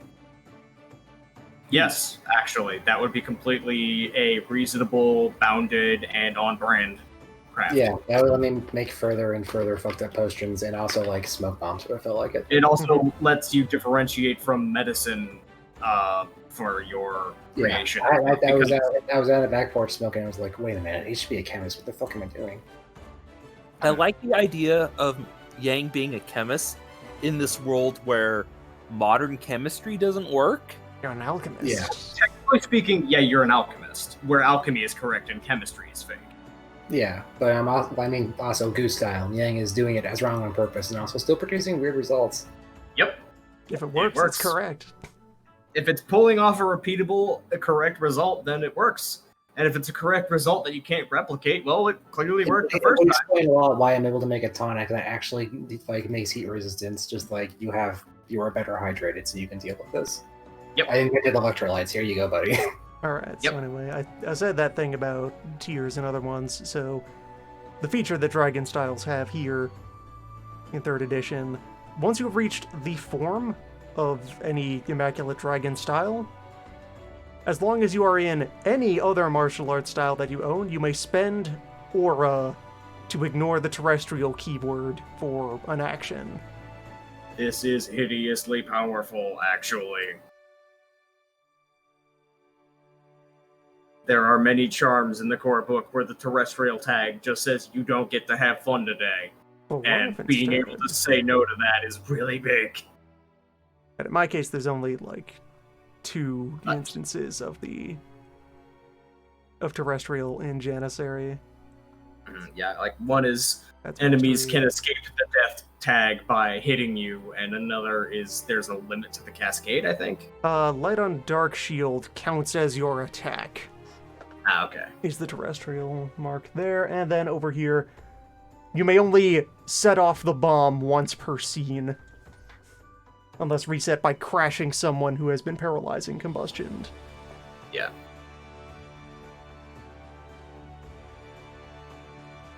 Yeah, Janissary is less held back by terrestrial and more the berserk version of all these moves is under mastery.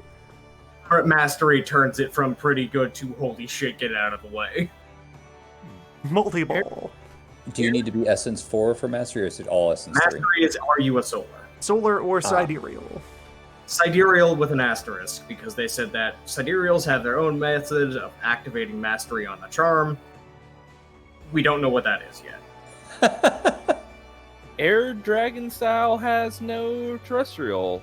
None of the Immaculate yes. styles have. The dragon styles, because Yeah. they were invented by and for dragon-blooded, just work. And also, as mentioned in chat, go in power level above almost any kind of other martial art, because martial arts usually cap out at Essence 3 level power effects. Immaculate styles will go above Yeah, that. the Immaculate Dragon styles go all the way to 5. And there's good reason for that. They were built for good For reason dragons. to fight. Yeah, they were built for dragons to maximize their power. And the capstone skill of Air Dragon style is I get more action economy. Yeah, it is the broken scary thing, but it actually has a reasonable-ish limit on it. I can spend a cost and then I get 2 attacks a turn. You pay 5 initiative and a willpower and you get 1 extra attack. That will blow you up so quickly if you use that. Oh, so Milan does get Gale Force. Okay. Yeah, so Devil Slaying Spear Dance here. After you knock somebody out, you can immediately rush another target. Mastery, that rush you also get to move at them immediately. I believe that's for free. Somebody in a call somewhere or in a stream chat asked me if there was such a thing as a raging demon in Exalted. Yeah, Here you're it looking is. at it right. On successful here. rush, the stylus may instantly move into close range. Not you may take 1 range band towards them. You enter close range with your target. Yeah, I don't care where I am now next to you. I am here and I You am may kicking then your ass. immediately make a decisive attack against them, which, hey, if that takes them out, you get to activate this again and then teleport to somebody else. Yep. Multi-ball. And Tiger Style has a very similar thing. Tiger Style's downside is Tiger Style doesn't have form weapons, period. Amen. Yeah. That's a very big deal. Bare hands is actually a really bad drawback. The it was upside, one of those things I was looking into, but I said, no, there's no weapons. Come on, give me something. it's why Riotous Lycan got bodied so hard, is bare hands don't hit very well. No, they don't even get Tiger Claws, unless that got a Robin. It is only bare hands. Also, he jumped into a group of a 6 bunch of people, Dragon Blooded by himself, Yeah, thinking so, he would have backup, and he did not. So Yes. between sessions, I have paid for these two. I haven't used them yet, but Oliver Post's experience budget right now is going towards... He is on Yes. schedule to proceed to learn the way of the Lone Spark and complete his style as soon as he enters Essence 3. Same deal here. The upside of using bare hands is that you can combine literally every martial arts style you know at the same time with no limits. Yes. Which is nuts. But you have to deal with not having a weapon. You need to get the value you would take from a weapon from your combos that you're assembling. Yes. Angler has 2 different styles that he knows now, and both styles make use of iron boots, hence why he doesn't mind that he's using 2 different styles. There are very few that don't allow for bare hand. I think White Reaper does not allow for bare handing. Stomps. A Righteous Devil certainly doesn't, because that's guns. But my hands are guns! All right, I can take a charm that just lets me use a flash bomb in the middle of an empty field, and I still get to hide. Yep.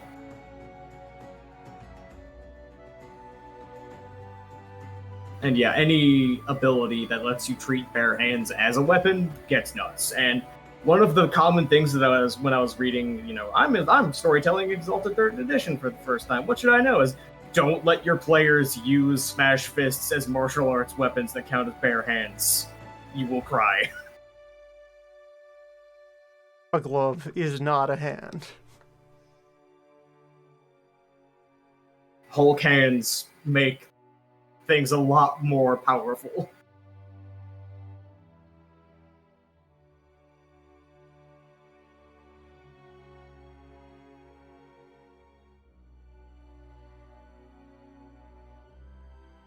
What if my boots were Hulk hands? Hulk feet. That's their superpower. If they come down from a big height, they get huge. Just do the Mario. Yeah, Dreaming Pearl Courtesan style. We mentioned the Chimera form capstone, but it's actually one of its most interesting aspects is your clothes are now artifacts. It's like, your hairpin is now an artifact knife. Your ribbons are now artifact garrotes. And also, yeah, the capstone of Earth Dragons. Perfected Earth body, where, alright, if you just decide to not have armor, instead have strength plus stamina hardness on your skin. And willpower plus strength bonus soak from being in Earth Dragon form. That's 1510. That's better than heavy artifact armor, but you're also unarmored. Like, you count as unarmored for everything, but you have better than artifact armor Earth stats. is your armor.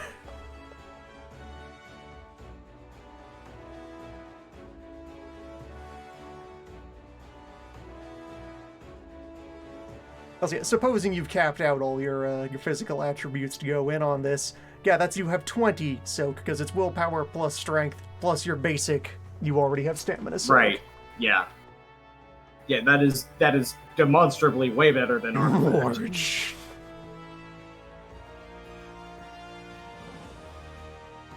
Yeah, Earth form itself. Strength over 2 bonus dice on attack rolls of smashes or against prone enemies. Ground. If only I had a very easy way to knock people prone. Yeah. And gain strength natural soak. Oh, so you wouldn't even need to up your if you just went in on strength. Well, no, that's that's what the form does on its own, and then that adds willpower to it if you have the perfected Earth body. Special activation. When an enemy whose initiative is lower than yours hits you with an attack, you may enter Earth form immediately. Amazing. Yeah, the tricks for activating Immaculate styles tend to be very easy. Alright, let's go through them then. Hey, air form.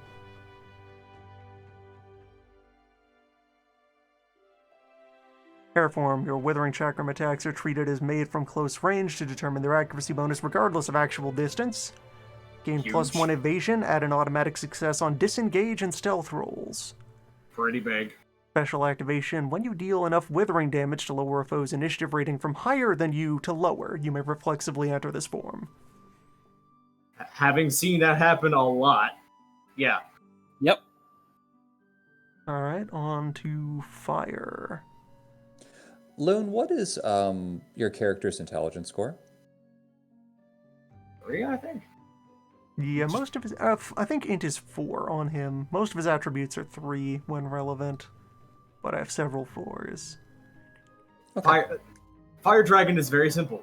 If you win joint battle, go nuts. Yeah, int 4, perception 4, wits 3. That is the fire style in a nutshell, is win more. Win way more. Against enemies with lower initiative, your attacks inflict onslaught penalties before the roll is made, penalizing the enemy's defense against them. When you parry a decisive attack, the initiative your attacker loses is doubled. Yeah, you wanna touch the that stove? is excited centipede noises over from Angler. Special activation I have a rules. move When you that win locks join their- battle, you may reflexively enter this form. Hello, I'm here. I have a move that locks someone's onslaught penalty to the next round. I need to retroactively be fire. Well, you can learn the Immaculate learn Element an style element that that you you're aren't not. of. You just gotta find a boy. teacher. Reminder that, hey, of the Swamp Bandits, First Beyond the 10,000 explicitly said he knew Fire Immaculate style. True. Can a non-solar or sidereal unlock mastery in specific circumstances? Rules is written, no. Rules is I'm going with, yes. Add bonus dice on attack rolls equal to your target's wound penalty, wearing down foes in an endless tide.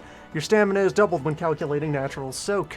Special activation. When you deal enough decisive damage to a non-trivial enemy to raise your wound penalty, you may reflexively enter this form. Pain!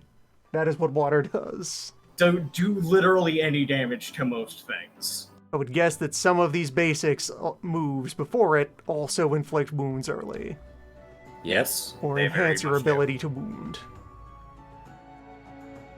Water Dragon is, as Yankee I said, basically about, I take care of all the trivial enemies. They just drown.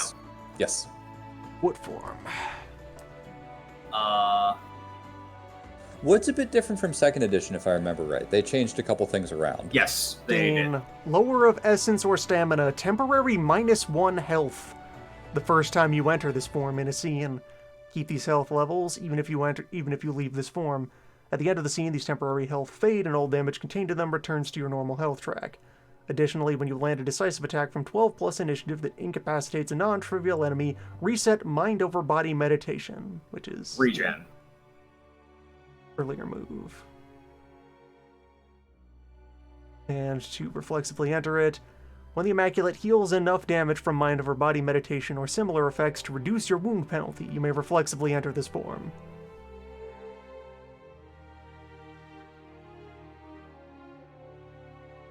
Well, the limitations for balance reasons can be ignored, but they are also there to make sure you don't bumble into, oops, I ruined Christmas. One of my players is now unstoppable.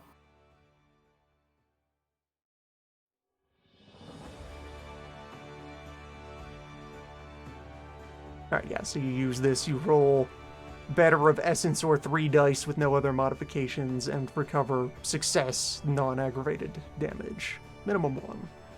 Once per season. Just a small heal. Which then however, resets. In combat healing is absurdly rare. Yes.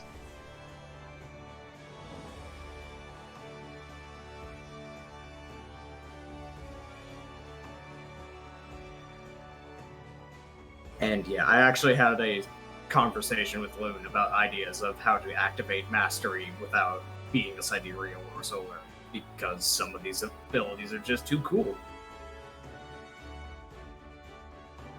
Lunar's wood aspects, I think Solar Resilience gets 1 access point to regen that can be shut off if you overwhelm it. Let's look in... would it be a Resistance? Resistance. Ability of Oak, Spirit Strength and Skin, Iron Skin... Box Body Meditation, that's the slow heal. That's the you take a nap and you'll be fine that's the slow after heal. A weekend. It's the drink 1 beer, pass out, wake up perfectly healthy. I should start looking into resistance charms. I have 2 resistance. Is that one of your favorite abilities? Nope. It was something I thematically grabbed as I was being forced to stay awake for weeks on end. It's honestly still not a bad skill to just have on hand. Oh, yeah, Essence absolutely. Gathering, Also, Temper for mana Evidence recovery, here as Diamond the balancing aspect of poison being ridiculous is that exalts have very easy ways of saying, oh, poison? No. Yeah. Like all of them do. And it's also, which makes sense because there's so much access to poison in the game for a lot of different martial arts styles and what have you. Yep. Poison, or Earth's got, or not Earth. Yeah, there we go. It's Tiger Warrior's Endurance. When you bounce back from crash, heal 2 health levels. What? Now that I think about it, actually I haven't used poison nearly as much as I probably should This be. charm does not heal wounds with penalties greater than -2, but will heal wounds even when the solar is at -4. The solar using this charm with a gap in your damage track continues to suffer from your highest wound penalty, but takes new wounds in the first available health box. This power may be invoked once per fight, and the player may dictate when the effect triggers, choosing to save it for a later crash. Once it has been used, Tiger Warrior's Endurance can be reset by gaining 20 initiative. Wow. Again, this should give you an idea of this is the solar way of getting health back. Huh.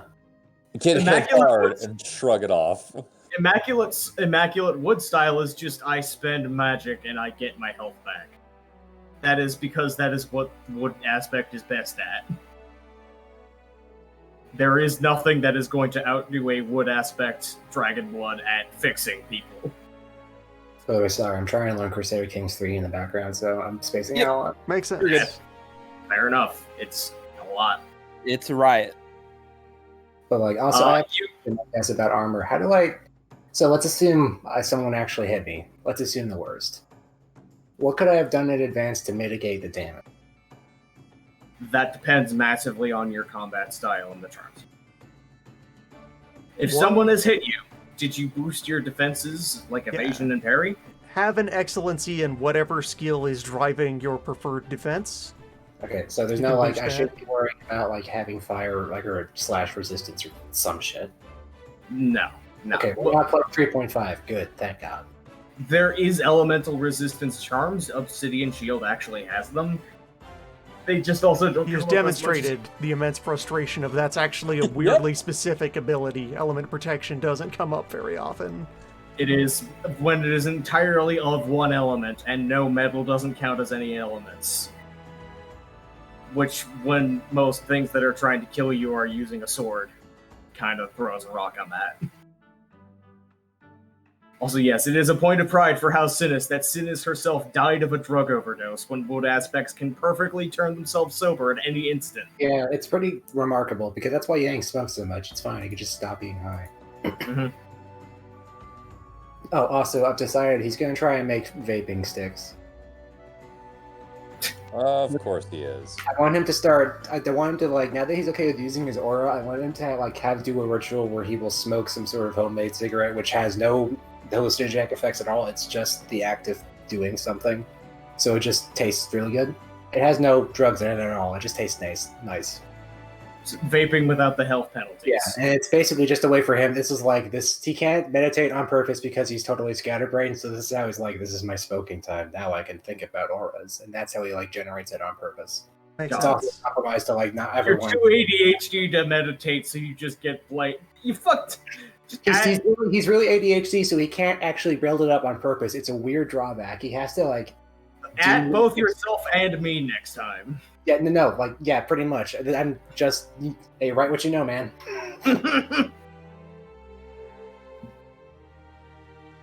But like, The yeah, proposed- that's his response. Proposed sure already has this and has had one chance to use it, and will find more chances to use it.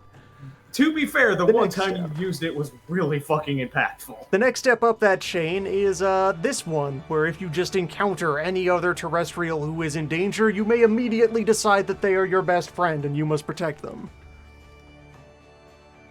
Do you have that one? Not yet, but that is next on the chain. These are things to start filling in while Essence 3. Yeah, my fill-in until Essence 3 is, hey, these dodge charms looked really neat. I need to find ways to not die because I am not built like Obsidian. Then, the next step along that path is over here. Where when you see any Unflagging threat vengeance. to any of your major or defining intimacies, you can just become the fucking Terminator until you set that right. You don't have to eat, drink, sleep, or breathe. As long as you are pursuing your vengeance. You gain Oh boy. boosted soak and hardness proportionate to how strongly you care about the thing that was threatened or harmed. Any day that you spend not pursuing revenge, you bleed out willpower. If you're out of willpower, you start taking aggravated damage because your body rebels against inaction against the enemy. Only turn this on when you're absolutely certain you have nothing better to do for the next until this is done. Or do it anyway because it's funny. Question from the chat, how are we going to handle essencing up? We'll figure it out when we get there. I feel like it's going It just to happens when it have- happens. So here's the thing is I have been subconsciously timing this, and I think I'm actually going to make it work out where y'all are going to hit Essence 3 at a very dramatically high point. Yeah, that's ideally it would be some sort of big thing happens and we all learn a lesson and come together. Because, hey, you've got about three sessions until you get Essence 3. It'll be about 3 sessions until you're done with Plague, you think? Yep, I I figured. am planning on doing shenanigans in this prefecture. I'm sorry, I'm going to probably hold us up. We've already left that prefecture. You're already we'll get past back to that. the You're prefecture by after. you're by the camp of mercenaries at this point in the good lanes. Nah, damn it. All We right. had talked you down. Lame. It is a weekend away from where we are. You'll go back later. There's Yeah, revenge like at this, home. in character, you're going to be missing a couple of days of planning, and by the time you get back, you'll have the power to put the mask on. Fine. I'm going to be making the entire time. Yang is going to be passive aggressively looking at maps of the prefecture and like, what are their weak Thinking points? of- thinking about- He's just going to be in his tent, like actually making a heist plan, pretty much. So I can like justify whatever stupid bullshit I think of in the moment. Prefecture is item number 2 on our list. Nixel and Quincy Regia have both mentioned their ideas for lunar characters. I know Nixel's is fucking excellent, so feel free to talk about that. And Quincy, you can talk about yours, and I can say whether or not it would fit. I'm glad everyone's getting excited about Exalted. It seems like a cool setting now. Nixel's character is fucking amazing. Question that was actually sent to me. My brother's enjoying the hell out of this. He said, Yeah, which hello, of the brothers. characters is most likely to, paraphrasing this next part, be A-okay with killing a person? Angler. The funny thing about that is it... Repose. It's Repose. Yeah. I mean, I literally kill people for money. You also found excuses to not kill people. Repose do has not kill yet been people. placed in a situation where he must condemn a human. The only people we've met... Okay, let's go over what we fought so far in this campaign. True. Undead. Bones, birds, moose, skeletons. Undead moose, undead birds. Yes. A Dracula. goat, Dracula Dracula. adjacent. Skin Man. Not Golbez. Was there really no combat between Skin Man and We haven't Golbez? fought any humans yet. No, you fought No, the we fought bandits. No, you fought the bandits. Okay, in the we swamp fought in we the fought the Disney. bandit crew in the swamp. We annihilated them pretty badly. I remember Yes. that. Yeah, and the thing in that fight that And I Angler mentioned wanted to several kill times. them, and Repose was the one who talked down Yang and Angler. Yeah. But the thing was, the it's Angler fine. wanted to kill them because Angler and also me, fully on this one, completely forgot that these bandits actually had a reason to be out there. He's just like, oh, bandits! I absolutely despise bandits. These guys need to Bargains! go away. The funny thing was, if it had been like anything else, he probably wouldn't have tried to kill them. Like if they're soldiers or whatever, because it's one of those, this is fucked up world, you are in the wrong spot. He's probably going to like fight to incapacitate. He's going to break some collarbones and knees in the process? Yes, but he's probably not going to go to kill. Yeah. I Do like our gods party. ever spend Party. time as mortals as a punishment or for a lark? Actually, Probably as a yes, lark. maybe. Probably. I mean, most gods do that, right? that sounds like something that would Always. happen in the setting, but I they haven't either, really. they either do it under incognito or they like make a mortal their champion. Just like go Yeah, for like it. I don't know. pretend to be immortal. Absolutely, like literally shut off all their godly powers. Unsure. Is there any unspoken rules between gods, like don't directly interfere with the mortal realm, like there is? There in are the- many spoken rules, and a lot of them are ignored because it's wildly corrupt bureaucracy. Any given god is supposed to only interact with the things that are part of their office. And interact with humanity themselves as little as possible as necessary to keep their office running. Both of those rules get broken constantly because heaven is way too busy to audit average gods. Another question, this is mine actually. Does every star have a purpose, or are some of them just stars? Or are they all like god related? Great question. All the stars are up there. They probably do things. Because I have a little thing I'm working on for like a story and such via the setting, and I'm curious if all the stars are like there's a story for why they're there, but that also might be the actual reason they're there, not just something we made up to make sense of the Yes, stars. and that what would have you. be, yeah, Yes. because the constellations have like actual, tangible, significant influence on fate and vice versa. Okay, then I definitely have an idea then for a couple things that I'll pass by you in PMs and what have you. Sure. Because I'm still working on a couple things. Mhm. Also, in the entire course of this session, I have made Sasha, great-grandfather Sasha, go from, yeah, here's some dude from this north to, man, he was an ice pirate, and this guy's fucking badass. Yeah, good. Adventurous. And Yeah. Yankee Ice is extremely on point. They're more or less supposed to be the cops for heaven towards mortals that are here to help you and do their jobs. And no, They that's are not how it officials actually works. in the government of nature. Which is extremely split down the middle of the hierarchy on top and the hierarchy on bottom. Literally have a cosmic wall in the way of each other, and they have to send messages through that. And The smallest of The ones- gods actually live in the world and are present in the world at all times. The highest of gods get to live in the heavens.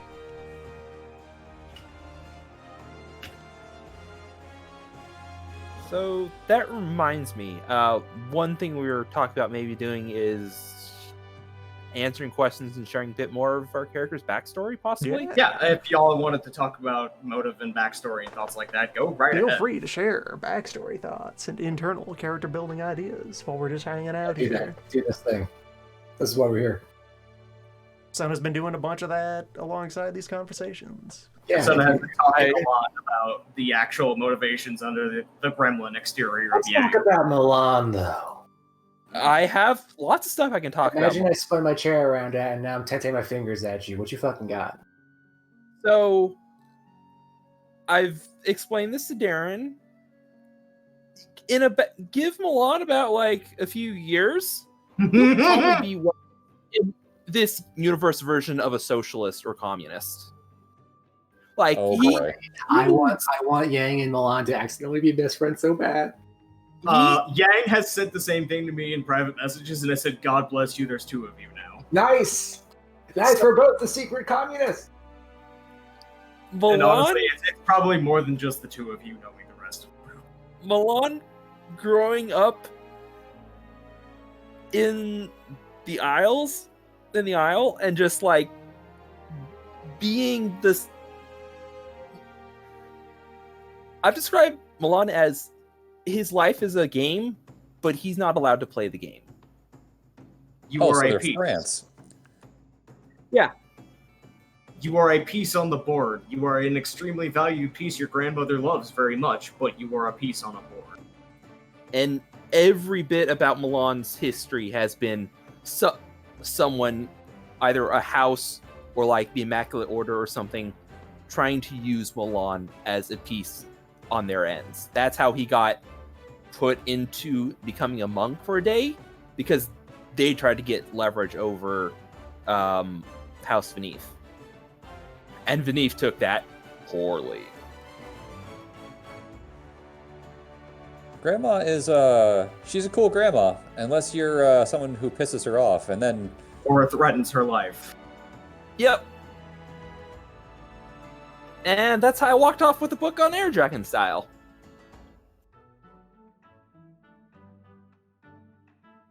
oops. Other things about Milan. Can I be your Kirky Ice?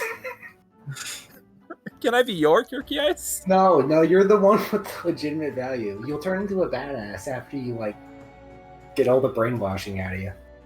Yep. Brad, wait, how did we say our characters met again? Um, It was one of the like I think we both went to the same bureaucracy school or something. Was that what it was? I think it might have been, yeah, because Milan is both older than you expect and younger than you expect. He's gone through college twice. First time was at Wizard Academy, which he made it through, and then, oops, he didn't pass. And then he just went like, fuck this, I'm going to bureaucracy school. Because Milan's within like a few years of 30, correct? I haven't given him like a fake stage. I was under the impression of mid-20s. Yeah, he's both younger and older than you'd expect. Yeah, I had originally I had them at being roughly the same age, but I think at this point Angler's a couple years older than Milan because Angler had to do a stint in the military. Yeah, Milan's young enough to be the firstborn grandson of House Venif, because House Venif's relatively new. Venif got the job 60 years ago.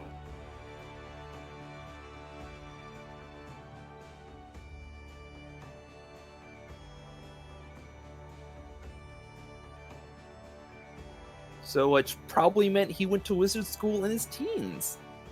Yeah, that's actually traditional. Hey, you're Exalted. Immediately go to sorcery school. If that's the interest you have. And as for why I'm not a sorcerer, I've touched on it a bit, but I had my sorcerer instructor was pretty much assigned to, hey, make sure this kid does not learn how to be a sorcerer. And then when Milan tried his damnedest to actually learn sorcery on his own personal time. Pulled some bureaucratical nonsense and got him like, oh, you don't actually go here. Yeah, House Venif has a lot of enemies, and one of them is Menemen, who is the house that more or less actually controls the heptagram under the hood. And so they got a message of, hey, you know my little sister's precious, bright-eyed prodigy grandchild? Don't ruin them. Teach this kid how to sweep floors, nothing else. Yep. And so, one last thing that it's kind of like come up now and then, Milan actually has a very high opinion of like the average person, the average mortal human. Like, more so than many Dragon Bloods. Most, really. For Ouroboros or anybody else who is looking for it in the Discord, it is in Raving Loon's Patreon, which is just below the screen. The Discord is a paid space. It is one of the few things that I monetize. Any sort of paywall keeps a lot of really bad people out. It is attached to Twitch subscriptions and any amount of backing on Patreon. Mm-hmm. And keeps food on Loon's table. Yep. Remember to support your local, streaming entertainers. It is September. Mm-hmm. Any more fun backstory for Venif? Yes. The one reason why I have a boss that hates me. So, Grandma got me the job as the Minister of Transportation. It's not a job Venif earned. It was just sort of given to him. And the one time he tried to do something good, redirect supplies, trade, and food and stuff to a town that was suffering from a nasty plague, ran afoul of some other houses who were transporting less useful stuff. Like, Is that Sinus? Yeah, I want to say, that was Sinus. And so, pissed off Sinus is like, no, you tried Who to... then leaned on Poleps, who Yep. was the boss, who has a member of the house who is the boss over Milan, made the funding disappear. And the question of who Milan's direct bloodline mother is kind of an unanswered question. I actually have her name written down, but he doesn't really know his mom all that much. A lot of dynasts don't. Like, that is an explicit thing about being raised as a dynast, is you usually get immediately shuttled off to nannies and people who manage you that are not your family, because your family is busy. So, Milan, he knows the names. He's the child of Venif Takala and Lidal Durrell. Yeah, but as the mouse hovers over, most dynastic childhoods are marked by absent or cold parents. Angler makes a point to not be absent. And that's why he's a weird foreigner. Yep. You're the weirdo who went from the place that you don't raise your kids right, and God, why can't you just be like the rest of the dynasts, you weirdo? It's a dynasty. They're aristocrats. They have a decidedly inhuman way of doing everything. Grandma has been more of a mom to Milan than Takala has been. Yeah, because Grandma is invested in you as both my first grandchild, and I do genuinely have maternal attachment, and also my first grandchild. I can't fuck this one up. I need to use this. This is the future of the house. I need to use this right. It's a really good pawn. Or piece, rather, not pawn. And this is why I said Milan could become a socialist, because push come to shoves, I would get extremely mad at Grandma and it's like, no, burn down society. We need something new. And you've had enough conversations with Grandma that that's kind of under the table that you both know that that's there. Yeah. And she hasn't done anything about that, I will bring up. I have recently added a intimacy of... Where did I put it? Grandma is, please, Graham, you need to think this through. That is the intimacy.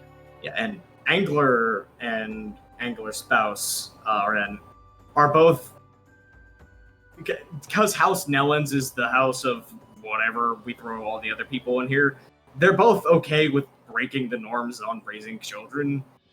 And as, as Crumb has said, it is not fully a marriage of love so much as a marriage of deep respect between the two of them.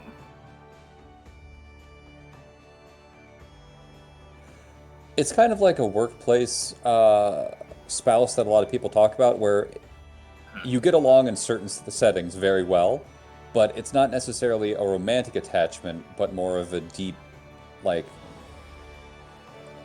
Synchronicity. Synchronicity, yeah. When you're working on certain things, it clicks perfectly. If you're outside of that thing that clicks perfectly, it's just kind of there.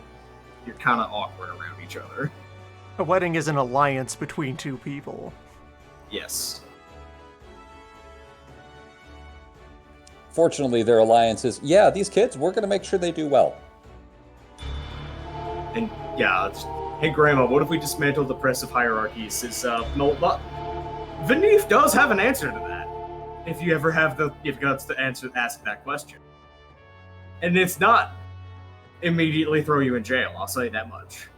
Not throw me in jail, it's throw me in timeout.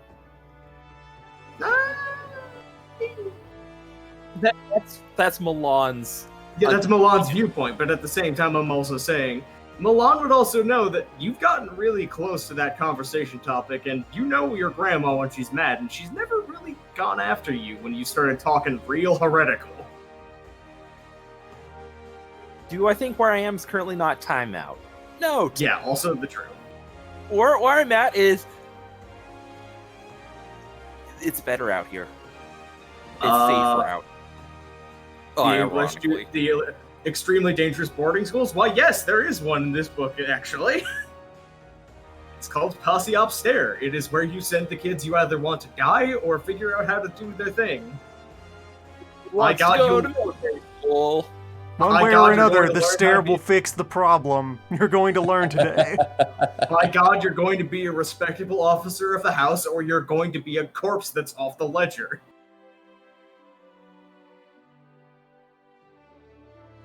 Yeah, no, I must reiterate over and over, even though right now, Angler's family is pretty okay, and Milan has an okay but weird relationship with, Grandma Vanif. Most dynastic family relationships suck. It is very uncommon that you have a direct blood relative that you have an overwhelmingly and no negative relation. It is rare that you have a direct blood relative you don't have something against. Oh no, Spanner has plenty of blood relatives he has stuff against. They just live in, No. What I'm saying is it is uncommon when you don't have something against. Fair. It is the default that your blood relatives that you are close with and you were raised with and you spent your life with, you had, at minimum, have a whole lot of shit that you have on your shoulder about them. It is an oddity that, your kids genuinely love you and that Milan and Vanif are able to have such an equal relationship. Because Vanif is in a very low power situation and needs everyone. I'm just a kid who was from the woods. And Yang is a better example of a lot of... Okay, what happens if you're a do-nothing peasant who's now a dragon? Yang. Okay, great. Now I'm just out there. Hey, can I talk about my plans to make a manifesto? Oh God! Please do, actually, because I actually come to Loons asking, hey, would Propose write if I made a farmer's almanac that was secretly a communist manifesto that taught people practical day-to-day mindfulness shit, and also if you read between the lines, it would reveal that tyrants are cyclical in nature. So here's how you write out each cycle.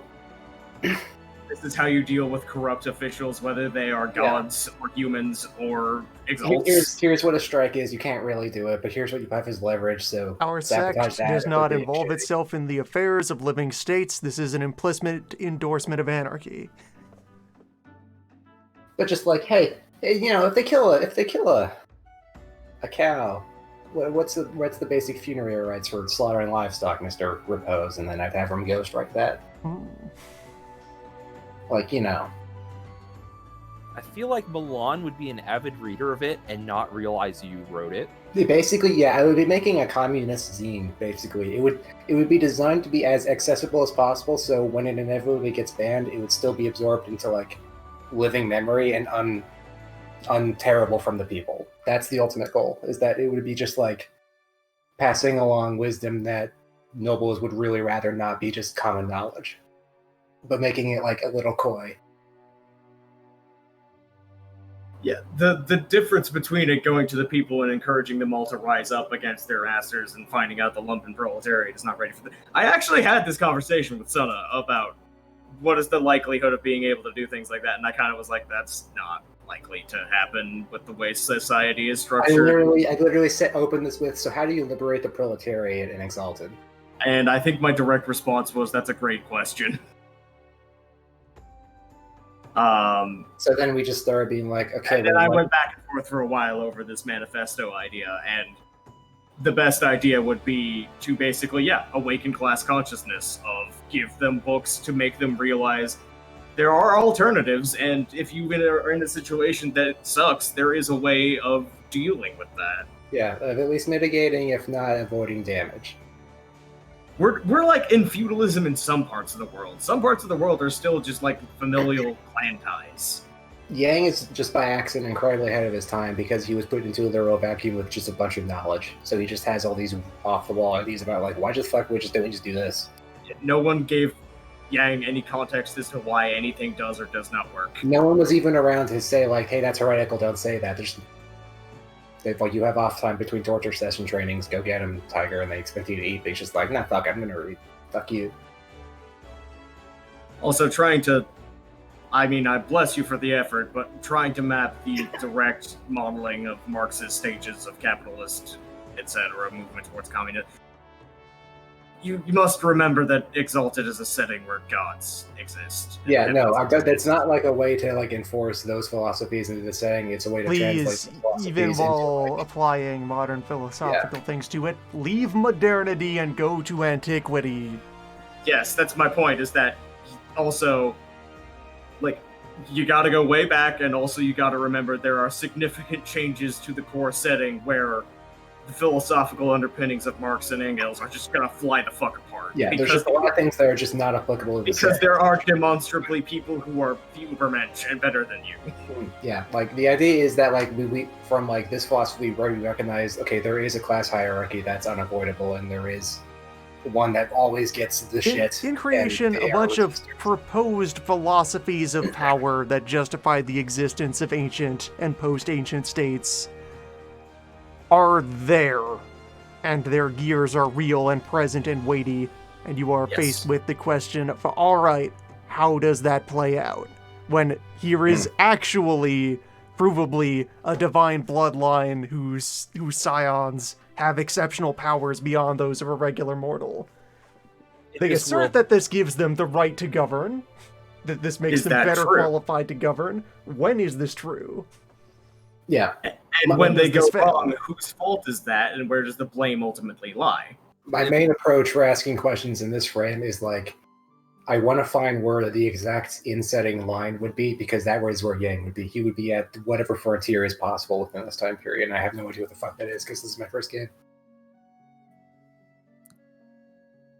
Yeah, and in this world, the rule of divine right does not mean the Pope says you get to be king. It's you have the blood of dragons. That is king shit a fuck mountain there. He can punch you apart. Advice I would offer to someone who is thinking of playing as a revolutionary figure inside of this context: do not be afraid to put your character at the center of a cult of personality and make that the anchor of whatever else you're believing in. Yes. Oh, it's almost like I have a superhero alter ego. Yeah. if I've been kind of nudging you in that direction already, yeah. I got an alter ego who I never would choose to wear for prolonged Because periods. at some point in practice, how people are going to observe your philosophy is that you're Plato. You're right about stuff. Fuck 'em up, Socrates. That's you. No. Yes, that's what's happening here. Yeah, drink that hemlock. Like, yes, Yakuman's end he will be executed by the state, and that's just how it's gonna be, and I cannot avoid that, and I accept. It Also, won't be, I have been nudged on the side. Or that state, I don't fucking know. I'm gonna get executed by someone though. That's just gonna happen. Or you outlive them all and just turn into a capricious agent of chaos. Anyway, Yeah, I've also been elbowed on the side and reminded that there was a lot of this kind of discussion in the Alchemicals books, which I did not read, but this is a subject that has been gone over of, like, the society of the proletariat is one of the things that Alchemicals and their society ran on, and they still could not escape these problems. If someone has to ask if you're a god, say yes. You've clearly proven you are. At Yes. this point, believing in this system makes you unbelievably naive, and that's why he's 20. Because it's the only way I can justify why he still thinks this might be, like, worth it all. He's got the unique position where he's probably going to actually have this baked in because he has enough of a support network, and, like, he's probably going to be the one weirdo who's always still acting a little childish, which makes sense for Wood aspect, I feel like. Tabletop games are cool. There's also no inherent wrongness with adjusting how you feel about the system and how you approach it and how you want to fix it, or even the scope of what you want to fix as things go on. Like this is a lifetime long gradual nudging of history in a direction Yang thinks would be correct. Yes. He's not going to fix it. That would be stupid. And Milan's plan is, how do I keep the fundamental parts of our society that keep people alive still running? Yes. How do I make sure that when the great upheaval comes, innocent people don't die? We basically have the same goal, huh? Yep. Yes, you do, and I've been laughing my head about that behind the back of the both of you. This is a really weird adventuring party that's just kind of naturally forming. It is. Characters are working. It's really cute. I love that there are so many parallels between all of our characters. Yeah, Yep. I did not plan the mahjong shit at all. It's just like, what I want, like, okay, I started this, like, what if I made him chess themed? No, that's stupid. How about mahjong? Or, like, go. No, let's do mahjong. Wait, wasn't Obsidian and Repose talking about mahjong? Wonder if I can do something with that. And then, yeah, turns out, yes.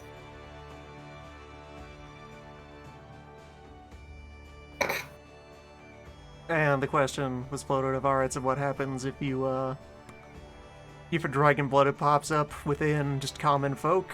In the Empire, it is legally, you are immediately considered an adopted child of the Empress herself. Yeah. As you're from somewhere down the line, just get in here, get in the nest where it's safe. No, we're a branch family. You are presented then with the choice of either get in the monastery or get in the civil service. Or get in the hole, I guess. That is the unspoken third option, yes. Or, yes, the third option. Perish. Cease. Return to the earth. And then we'll roll the bones again and find another lackey who will follow this structure we've laid out. Or no, taking the coin is serving in the legions. Alright, yeah. You either get in the temple or you get in the army. You are joining one of the two direct arms of state compliance. I will take you in, that means you work for me. Oh, you don't get to be a noble, you get to work in the army. You don't go into any of the houses, you just go into service to the crown. Sword, go keep us in power. Go maintain the status quo by violent force. A sidebar notes that while the temple is supposed to just take any lost eggs that they find and report them to the crown and let them make their own choice, during the current interesting times, they've just been kind of drafting everyone they find directly. We made this. Yeah, that's why I think Yang I accidentally made such an interesting character, is because, like, he's basically just I'm using narrative writing Hair structure. goes Logic off, here, rope goes on. You are priest now. You punch who we tell you to. He's just like basically a Luke Skywalker, just like I have no idea what the fuck it is because I was in a theoretical hyperbolic time chamber of training, so I get to ask all these cool questions and like find out. Yang is an excellent character because you are a fish out of water looking at the entirety of the societies within Exalted and going, what the fuck? Why don't we fix this? Why is it like this? And then realizing, oh wait, it's not actually that simple. And that actually like lets everyone else, ask their questions of like point of philosophy stuff that would normally never come up because no one ever would rock the boat except for the stupid 20-year-old who has literally just stepped out of a cave, basically. Mm-hmm. Like I might as well step out of a vault. Wow, I'm a nerd. I mean, Aren't we all? no, it's like you fucking have galvanized the plot in wonderful directions that I kind of wanted to go towards. So, And then there's Look Shy. We don't go there. We skip look shy. What are you talking about? What city? Huh?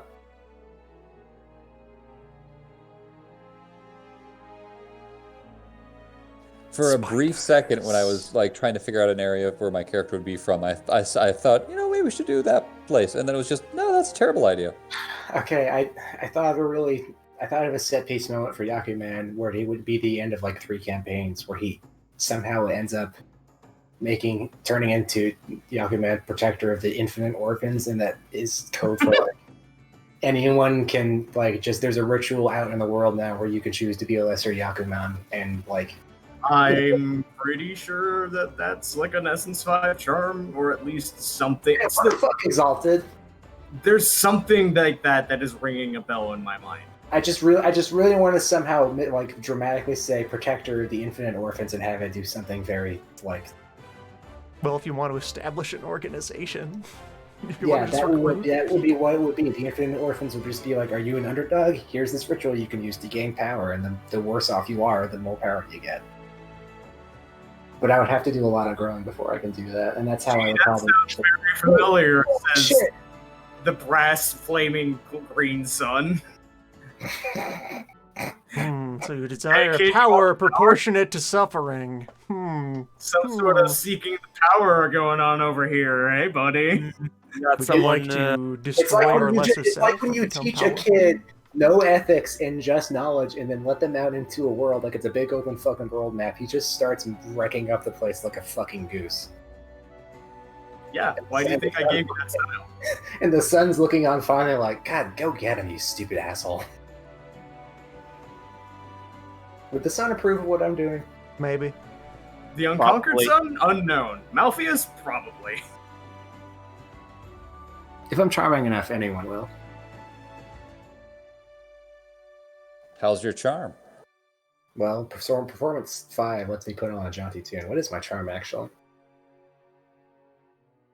Appearance, all that good stuff. How much charisma you got to throw around?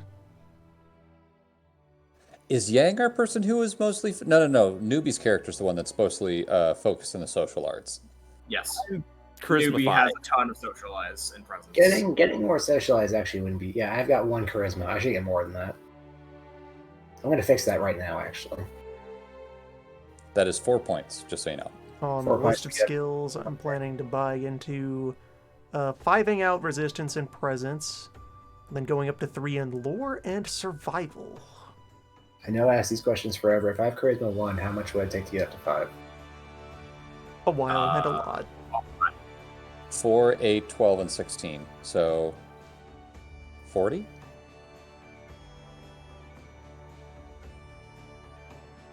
So I can probably get up to 3, maybe.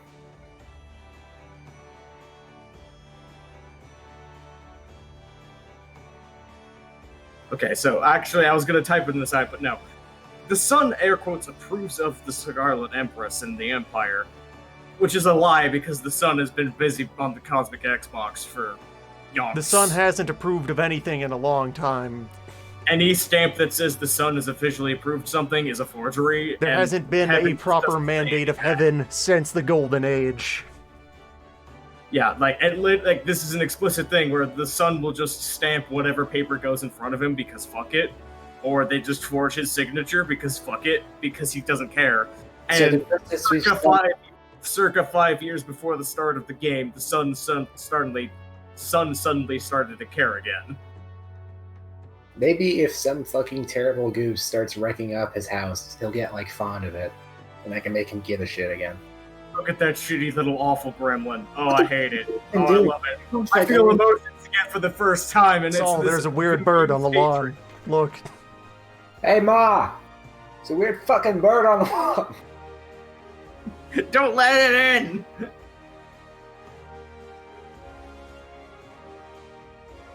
Headcanon that has developed for me since relaying the tale of Sun and Moon is that Luna actually approves of the usurpation.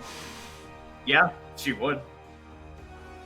That, like, as it was going down, if anyone tried to reach out to Moon to be like, please help, Rebellion, what do we do? Response of just, oh shit, are we doing a heel turn? Hold on, I have a face for this. Yep. Blood Moon, let's go! That, or just like, well, then perish. Because, like, it's like Luna looks over to their partner who is sinking into a horrible depression. Like, look at what you fuckers just did to my beautiful husband. Die! Moon Parent, all the small things are trying to steal our wonderful Moon Throne. What do we do? Well, if you can't defend it, it isn't yours. You never owned it in the Moon first out. place.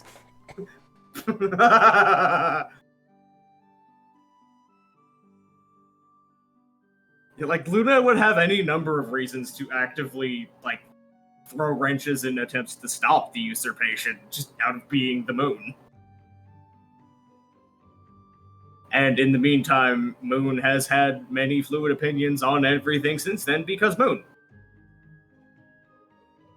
So yeah, the only real recent and very large sea change in the lore, which nobody on Earth creation really even knows. This is something that is like only a couple of Solars and maybe the Elder Lunars, and then everybody in heaven knows, is the sun is back on his seat and he's trying to do stuff again.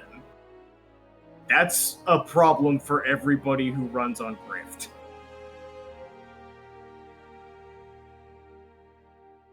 Maybe if I'm big enough of a horrible goose, the sun will give me land. Look at that shitty little awful bird. It reminds me of my spouse. High five.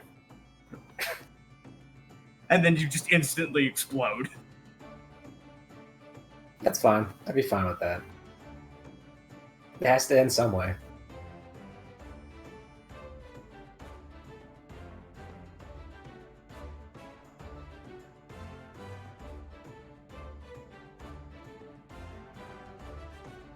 Well, it's not our fault. It's the Sun guys who went mad. They're creating all the problems. If only there were some sort of being of similar magnitude but opposing nature who was supposed to keep them in check. Alas, the crime's unsolvable. Moon wanders off again. Weird how they all went nuts. And what's your job again? Make them not nuts? What were you doing? Fucking off and doing nothing? Weird. Why? Well, whack. Strange. Curious.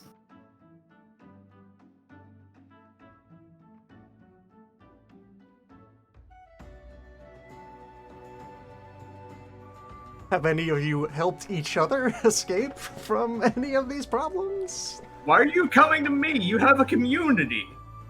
The community's trying to kill you? That sounds like your problem. Why do they hate you so much that you want to Why are you asking me and not Leviathan? Leviathan's right there. Why does no one talk to Leviathan? Ahasuchi, right there. Roxy. I mean, you really want to. Understandable, you avoid that one. Roxy, understandable. Moving on. You know, that's understandable enough. I might just help you. Yankee Ice, they actually changed the lunar exaltation a fair amount. It is not you have to survive something horrible happening to you. It is, hang on, I don't want to pull up the actual direct text because it's pretty good.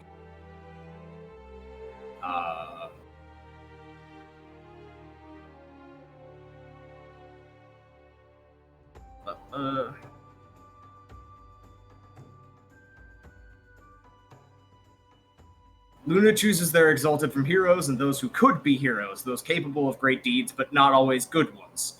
Luna does not seek out self-proclaimed righteousness like the unconquered sun, but neither do they shun it, choosing both virtuous paragons and heartless sinners. Outcasts, dissidents, and iconoclasts hold a special place in Luna's heart, and as do those who have suffered a great hardship and survived unbroken, though this is not absolute. Luna does not pass over worthy heroes simply because they're beloved by their people or have yet to face a profound suffering. Luna also personally visits every single Lunar in person when they exalt. This is not an impersonal experience where maybe sometimes you hear one sentence from the sun as he's signing off on the paperwork. Luna comes down and talks to you. Every time. No. I think if Yang didn't get exalted as Dragon, Yep, I was thinking the same thing. Yeah, no, you got sniped. Congratulations, you're full of owls. What? Full of owls! Just it was probably pure coincidence that there was an Excelsi sleeper agent just in my village or some shit. I don't know. Some weird ass twist of fate. Let me be the weirdo. Also, belatedly, Cosmic Afro. Mahasuchi is actually a good NPC in 3rd edition now because they got rid of all of that.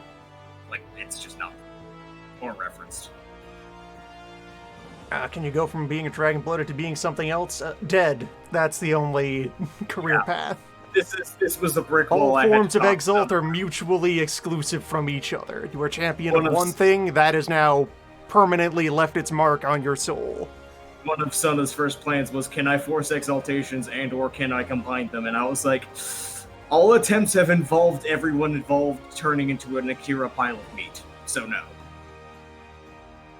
I have enough knowledge scores that I would probably have the foreknowledge to be like, no, that's a bad idea. Yeah. You wouldn't even attempt. You would know enough bad. Hey, have you considered that no matter who you were in life, you can always become dead? Just be dead. All ghosts the same. All right, back to the underworld with you. The void. Everything's equal in the abyss. Just look at it. It's nothing. Is everything equal in the abyss? I mean, when you're directly inside of it, yes. On the edges, that's when things start to get back to, inevitable principle of hierarchy baked into creation itself, etc. This setting is fucked up. Yes. Yes! It was built Murder the wrong. gods and topple their thrones. I understand that you have to, for settings like this, you need to have the idea of it's bad. You need to, be part of the group that might be able to fix this or just have fun in the setting with it burning around you. But at the same time, this place is fucked. Yeah. So one of the things that I actually like about 3rd edition's writing compared to going back and doing a walk around of a lot of the 2nd edition books is that you think this is bad. 2nd edition books couldn't go 3 paragraphs without talking about some imminent threat to obliterate reality. 3rd edition is just like, imminent governmental collapse isn't bad enough for you? I remembered when, a number of years ago, Loon was in this campaign as well, getting an explanation for how bad this world was, and just going, how is this place not just falling apart? I don't get it. Yep.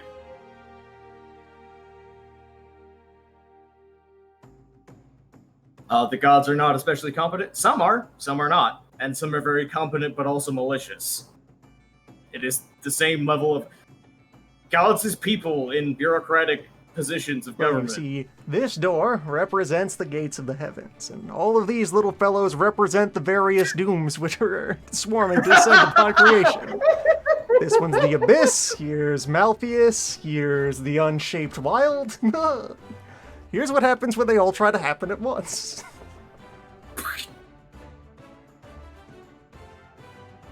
So you're saying I'm undefeatable? No. No, you're extremely defeatable. Any slight change in the equilibrium could... Undefeatable.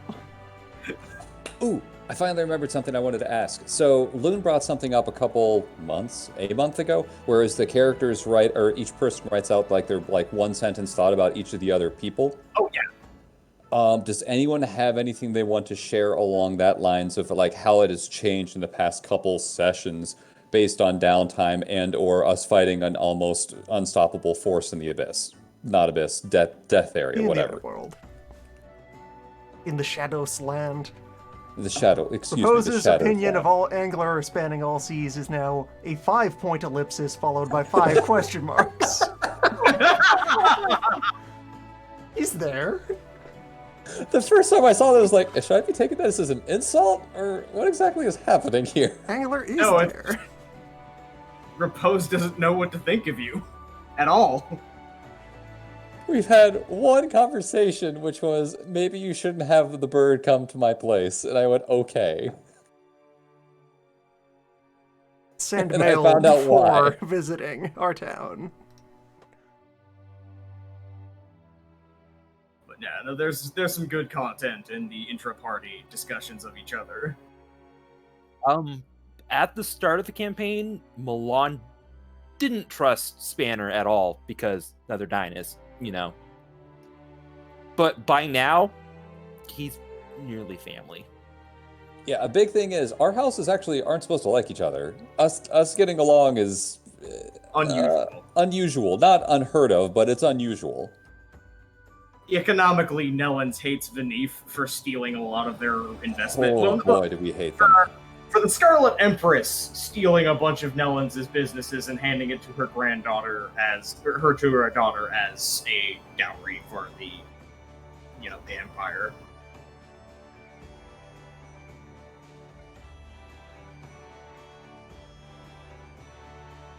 I need to update mine, but Anglers for Yang is going to be... I keep hitting him and he doesn't go down. What the hell is happening? Good. I will actually... Okay, my whole thought process of I'm trying to push him to, like, unlock some stuff. Alright, fine. I'll just teach him some basic stuff so that maybe he'll just work it out on his own.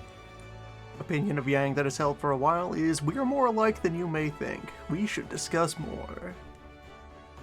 Like a communist manifesto of some sort.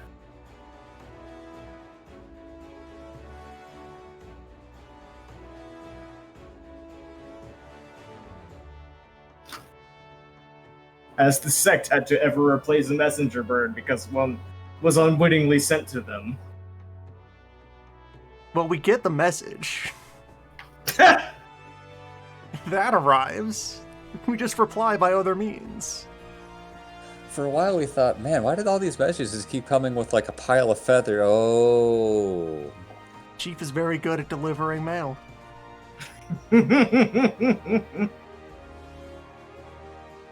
All inbound messages go to the boss. And a lot of spam mail. Ooh, how strong is Repose's aunt? Is she Essence 3-ish? She's probably Essence 4. Okay. She's been alive for a while. She's been waiting for the heir for a while. It's still hard for my brain to wrap around the idea of if they're your aunt, they're not like just a generation or so older than you. He has been referring to her as aunt as a title, Yeah, rather than as a direct relation. Yeah. So, lore I can fill in for Repose. The sect operates as an orphanage among the other services that it provides.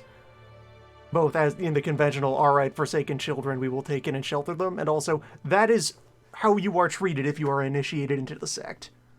You are walking away from whatever previous life you have. You are being forsaken from that and becoming part of our family. This includes people who are born into the sect from other members of the sect. You are separated from your parents as soon as reasonable and just raised communally as a product of the family. You are no specific person's child. You belong to everyone. Really bad for any orphan who is allergic to cats. Yes.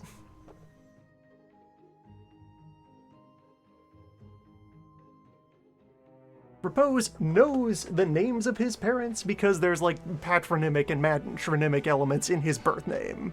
That's about it. Because he gets to know the genealogy on the side. He knows who his parents were. He maintains no special social ties to them. Beyond, they exist. They're there.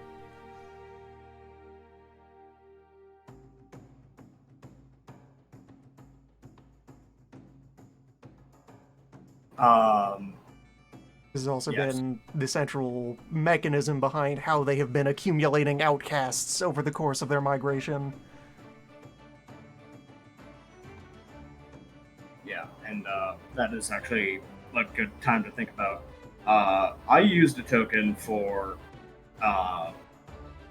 Grandma Praise that I had on the side before remembering she did not live her life in the east. She lived in the southeast, in the Egypt area. So I'm probably going to switch it to be actually appropriate.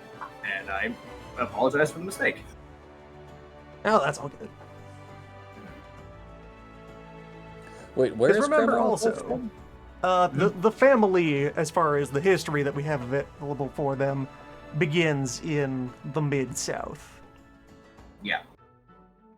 Okay, so we're not talking Prasad. You're more okay. I see where it is. Yeah. Now. Okay.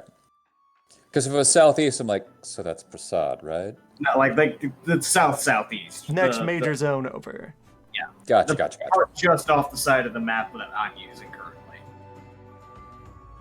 Okay, cool. And also, as far as Grandma's look, remember also Ghostling. Yeah, of course. Sorry. I was, Sure. for half a second, it's like, brother?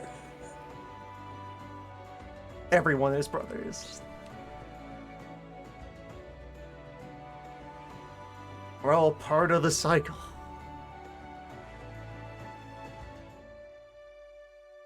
So in practice, you will not hear anyone in the sect acknowledge this, but a lot of how the sect as a social unit is put together is taking the various things that Praise had to endure as part of her unusual and interesting upbringing and just kind of decide, well, that was good enough for me. I guess that's how I run my family, because what else would I do? She sublimated a lot of her traumas and problems and of unique upbringing and circumstances. That'll work. You could just keep a kid in a basement and only let them out when it's time to go hunt monsters. That's fine. It worked for me. Give them, like, some candy and a book every calibration to show they did a good job. They're appreciated. You say that you're sicking the cat on the kid every morning to teach him martial arts? Yeah, that probably works.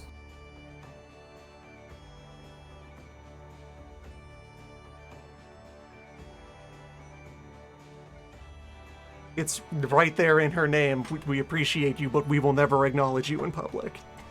You're a Yep. good kid. Stay indoors. Don't be seen. I And don't. then everyone who was giving those orders fucking died of plague. So she Yep. got to go outside. And fix the problem. And I don't remember if we mentioned this explicitly when we were talking about the Temple or the sect. Yeah, no, I think we did. Where every time the sect moves, she's very insistent on, like, you don't have to bring the body with you at this. You don't have to milk. I'm fine, really. And all of her and descendants are very insistent that, God, we're getting you a better tomb. It's going to be fancier and it's going to be nicer, and you're going to get what you deserve. The actual moment of her death is unclear. It occurred at some point while she was on campaign in the underworld, and she did not notice until she tried to re-enter creation and her body immediately collapsed. Oh my God, I hadn't heard that one. That is something I have kept aside. It's like, yeah, that makes sense for how this works. And so everyone else got to be shocked, and then she needed to take a moment to be like, oh, that's why that itched, huh? Oh, wow. I thought that was just corrupt. You mean you don't feel that? Like, that's not normal for you? Oh. Huh. Oh, well. That's fine. Leave it. Clearly I wasn't using it anymore. No, we bury you. That's fine. It's fine. We need to show respect. Why on earth would you? I'm right here, though. Again, this Repose's family problems echoed down for a very long time.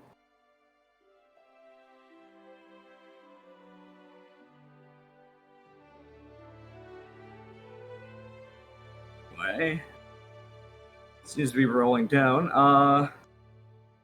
Little segment I was thinking about doing is asking me for insight on things that are going on in the plot or characters that you might theoretically know or wouldn't particularly change things, but you are curious about, if you want to ask me anything. I have one. What's up? So I have gotten it in my head, and also Angler has gotten it in his head, that he was sent out as a big punishment and such, and anything that he does out here is not really going to save him from, bad things happening. How true is that or not with the matriarch that's in charge of the house? That depends on how you frame your actions and how you frame it in the interests of the house. Yeah, because he sent that message back and his wife said that she was pleased, but that could be a load of bullshit. No, that was a genuine truth. That was Your matriarch expected you to die on a fucking snipe hunt, and you did exactly what she told you to, and holy shit, you're not only, honest, but you're competent. You're a fucking unicorn. Okay, cool. He's still going to believe that she's out to kill him, so that's going to be fun. But hey, that's just more for me.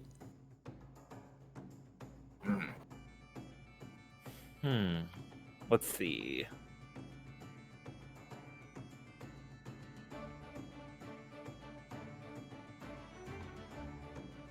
And yeah, if anybody in the chat has any curiosity for things behind the storyteller's curtain, I'd be willing to leak a little bit. Feel free to ask. I also reserve the right to say I'm not answering that. Because I've about Angler thoughts. Yeah. Huh? What does Angler think of the party members was the question was asked. Oh, okay. Vanif. So Vanif saved him at a point when he was just absolutely losing it because he's thinking that he's going to be sent out here to die and then he's not going to be able to protect his family at all. So Vanif actually putting together this whole expedition to him, it's just, I will protect him at the expense of anything else. I do not care. I will absolutely murder something if Milan's in danger. So if we had been fighting Mr. Laserbeam guy and he aimed at Milan, he was going to throw himself directly at that guy's face. Fortunately, that didn't happen. Yep.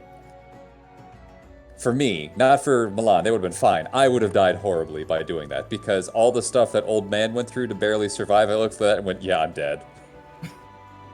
There's no way I lived through this. Okay, so there was a weird moment where right after said event dealing with Laserbeam Man, Angler was really pissed off at Repose because he thought Repose was unhinged and was putting the party in jeopardy for no reason except for some poorly explored promise. And then he went and talked to Koi and he got over that bullshit because she said for him to loosen up. So at this point, he's just kind of still cooling down from that moment. Yeah, I was waiting for the follow-up on that. I had responses to make. It really came down to if we had a point where we met, but in the course of the talking and such, it was more that, yeah, he actually got the point to go talk to Koi before finding a chance to talk to Repose. An important pillar of what keeps Repose so relaxed about most things is he has met the enemy. Anything that is not the darkness is not worth getting in a real fight over. Yeah. And I think I'm starting... I keep doing that. Angler's starting to get to that idea, but he's not quite there. Still trying to feel people out. He has no idea what to think about Obsidian. He picked up almost immediately that Obsidian's hiding a lot more than he's letting on, but he originally thought it's because he's totally not a pirate. But enough of his mannerisms are coming through. He's going, wait a minute. You did the things that the two of us over here did. How did you know that? Mm-hmm. And then, old man, I don't know. What the hell is this guy? No one knows, old man. I want to press more, but at the same time, that's so rude, and he took a hit for the rest of us, so if he wants to be an obscure old dude, go for it. If you want to see my notes, just ask. I'm going to be honest, I don't think Spanner really understands what notes you're taking besides possibly looking at the wildlife around. And then... I mean, yeah, I think that too. Yeah, well, that's mostly when he's paying attention. And then with Yang, it's one of those, man, this kid's green, but at the same time, he's also learning faster than I've seen anybody else do, so keep an eye on him? Also learning that he's part of a family of assassins. What the hell? Interesting. Question from the chat. If curious if any characters want to set up their own power base now that they have political connections out in the wilds. Hey, yeah, hi. As the guys just said, that's Angler's entire fucking plan right now. Oh, I have miscellaneous world building, I guess, but no, you first. Yeah, real quick. One of the things that he wants to do is if, I don't know, Yang wants to off the people in the prefect that are doing terrible things because they're horrible, Angler might want to have people set up there who are going to run it, better. Not perhaps himself or any of us, but people in the community that could do it better, perhaps the people on the outskirts. The goal of Yakuman, and and Angler probably with this, but the goal of Yakuman is to basically behead people socially, not physically. That's why I kicked that one dude in the nuts, because that ultimately just he's never going to be able to shake anyone down because he's the dude who got kicked in the nuts by a weirdo. He's socially dead in that way. So it's sort of a non-violent approach to fixing things. It's just weird and flashy and ostentatious, and his idea is he wants to be a deterrent from people being assholes in the first place, but that's incredibly nice. But again, he is 20, so so still try.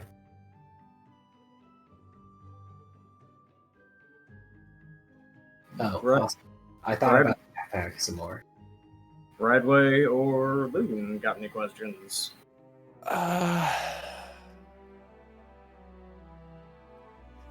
No question, but just the thought of I think I might have sent my ministers home way too soon because I haven't really had a chance to do anything with them, so I might call them back. That's fine. Yeah, that can be arranged. Too late. The town is mine. I have a Just question about my having NPCs that are my secondary, tertiary family around. Like Obsidian has his crew. Mm-hmm. Because Milan really likes his ministers. They're good people. Yeah. I mean, they're Democrat. They're bureaucrats. So There are people. They're There are your people in Do with them what bureaucracies you that- will. Yeah. They're good on the human level. Yeah. There are people in What if bureaucracy it's that an are. ancient, though? What if we all attacked God at once? He couldn't stop us all. Yes, he can. Oh boy. It happened before, repeatedly. Well, if he punches one of us, then the rest of us will get him, right? What part of the word unconquered do you not? I know. Why do you assume he has only one fist? Also, we can't actually attack and dethrone the sun. That's impossible. maybe if you aim a little lower, though. I can't wait for the end game where the Unconquered Sun punches Yang, and then he gets up and is like, yeah. Punches Yang so hard that Yang explodes, but Yakuman is still there, and then the sun's just like, my work here is done. That would actually be an incredibly. Oh god, if I die like that, where the part of me that I don't like, which is definitely Yang at this point, he's more Yakuman than Yang already. He turns into a mythological, he literally turns into Punched into being an archetype. Yeah, like he gets punched into a stand that people can summon. That would be fucking perfect for an end. Yep. Here's the power for the people. You summon this fucking weirdo and have him. Here's your Jimbo. Give him something, and he'll feed you knowledge or violence, whichever you want. And the dark secret is that technically the Unconquered Sun never conquered Yakuman. Well, Here's he's the Spetsky. Unconquered Sun, not the Conquering Sun. Yeah. There's lots of things he's never defeated. That would be rude not trying to to just go conquer the sun. stomping into Okay, people's This houses is actually and defeating them. this came up last lore stream. Is every once in a while Saturn will trip people involved in contests with him to make sure that he doesn't lose, but he doesn't win either. Could Okay. Mercury outrun the sun? Yes, but the other planets won't let her. The goal here isn't to kill the sun. It's to cause as big a mess as possible to be notable and make the world a better place at the same time. So There I is a was going description in for place of the Maidens of Destiny having this very uneasy relationship with the royal couple. Because, like, the Fates were there before them and know that they must be there after them. With their vague, like, super awareness of the fate beyond fate that is how things are supposed to be. This creates vague general tension between these two blocks that are there at the top of all things God-related. Venus thinks the solution is that everyone should just get married. Weddings solve everything.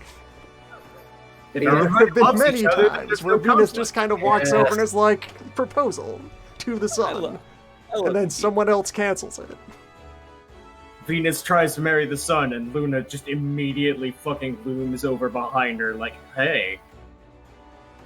I see you're trying to create a marriage over there. Can I help you with that? She says, gun-cockingly. Does that mean Milan's aunts are all channeling Venus? Yes. Yes. Okay, cool. I cannot wait for us to get back to town and for you to have like 80 different letters from all of your aunts going, so you married yet? You married yet? You married yet? You meet someone Of out the there yet? handful of usable bits of lore about the planets from previous editions, 1, Mercury has an infinitely tall ladder that she will use to get places, including descending directly from the heavens to the ground, or from the ground up to the heavens. Sometimes stopping on the passing moon instead because it's closer. You can technically... Damn it, that's a thing. You can try to follow her up the ladder if you want. Yeah, you can try and follow her. Good luck. Emphasis try.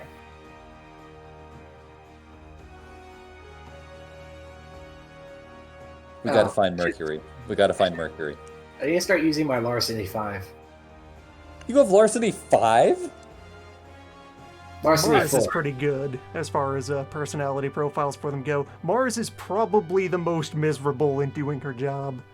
Mars's life is a never-ending pile of suffering and bureaucracy. Being goddess of battle does not mean that she likes fighting. She just has to run it. She has so many different people paying respects to her every day. Both For sides so many things. of every conflict turn to her and be like, please make us win, and the answer to one of them has to be no. Or both of them will be no. I am so glad you sent me that information about that book, because I read through it, and the amount of times it says pay respects to Mars was hysterical. Yup. Also listed in her lore are 4 aspects of Mars that she will appear as. The general, obviously when she is presiding over wars and has to decide who wins and who loses by how much. The teacher, when she's as a goddess of conflict. Learning is a conflict against yourself and your own ignorance. Yeah. It's like a crucible to get better, you know? Mm-hmm. And then general, teacher, judge. She is also goddess of competitions, not just of like blood battle, but also friendly battle. She presides over sports. Why can't you all just sports more? Everyone gets to fight and survive and learn and then fight again later. That's much better than no, put the knife down, put the knife down. All right, fine, you have the knife. We're going with this. Okay, fine. Conflict breeds excellence. Fighting forever. Sports. Can I Finally, interest you in ball? Would you much prefer ball over knife? Everyone stop fighting. We're playing baseball. This is not what baseball's decided. You know what? Fuck it. Actually, Yu-Gi-Oh! Has it right. Everyone get good at card games. We're done with this war shit. beach Okay? episode. You get one volleyball. That's your only weapon. Fight. Don't fuck up. I'm tired of this murder. Figure out another funner way, or I'm gonna fucking lose it. And then finally, the aspect she least often gets time to express, but probably the one she's most at peace with, as the soldier, where she just kind of goes around being goddess of camaraderie between fellows who must engage in conflict side by side. Sometimes you're counting up the lads before a fight, and you could have sworn there was one extra person, but they're gone. Ours was there. It was in that moment that I carried you. I It love was at that. that moment that I carried your team. Get good. Learn. If you don't pay respects to Mars, she has a legal bureaucratic loophole where she can just go, okay, yeah, you didn't fill out the paperwork, they win. It is noted that the planets, because they are operating according to their plans, actually get to ignore most of their prayers, because you're either in the schedule or you aren't. It is only very rarely and exceptionally that a prayer actually inspires them and makes them notice something they hadn't realized about samsara and the true way of things. It actually makes them adjust an event. Oh, I know that word. I wrote that on a 3D model once. Mm-hmm. But they also notice the absence of prayer, correct? Maybe. Do you wanna gamble on whether they'd be No, I offended don't. when you don't do the job? I need to, before every combat starts, making a prayer. How long is a prayer? Depends. As Get long as you want creative. it to be. Just take a full round. I pray to Mars, give her respect. Oh, you're all dead. I'll work on that. As you're praying, wait, hold up, motherfucker! You charged the field early! We all gotta do this. Hey, next time we meet Gauntlet, dude, we're all praying to Mars. Also, yeah, Bird Teeth immediately nails the problem of Sidereals is, well, Sidereal, your job is you are the person that all of this shit is offloaded onto. You are one of the most influential and powerful figures in creation, and you have a to-do list that is literally miles high.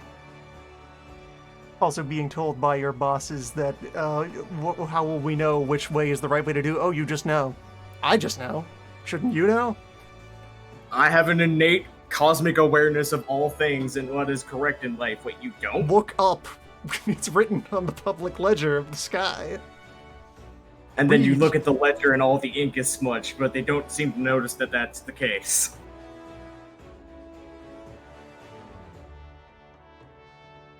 Just follow the guiding principles of the houses. Journeys, battles, secrets, endings, spiders. Oversight, which may be spiders.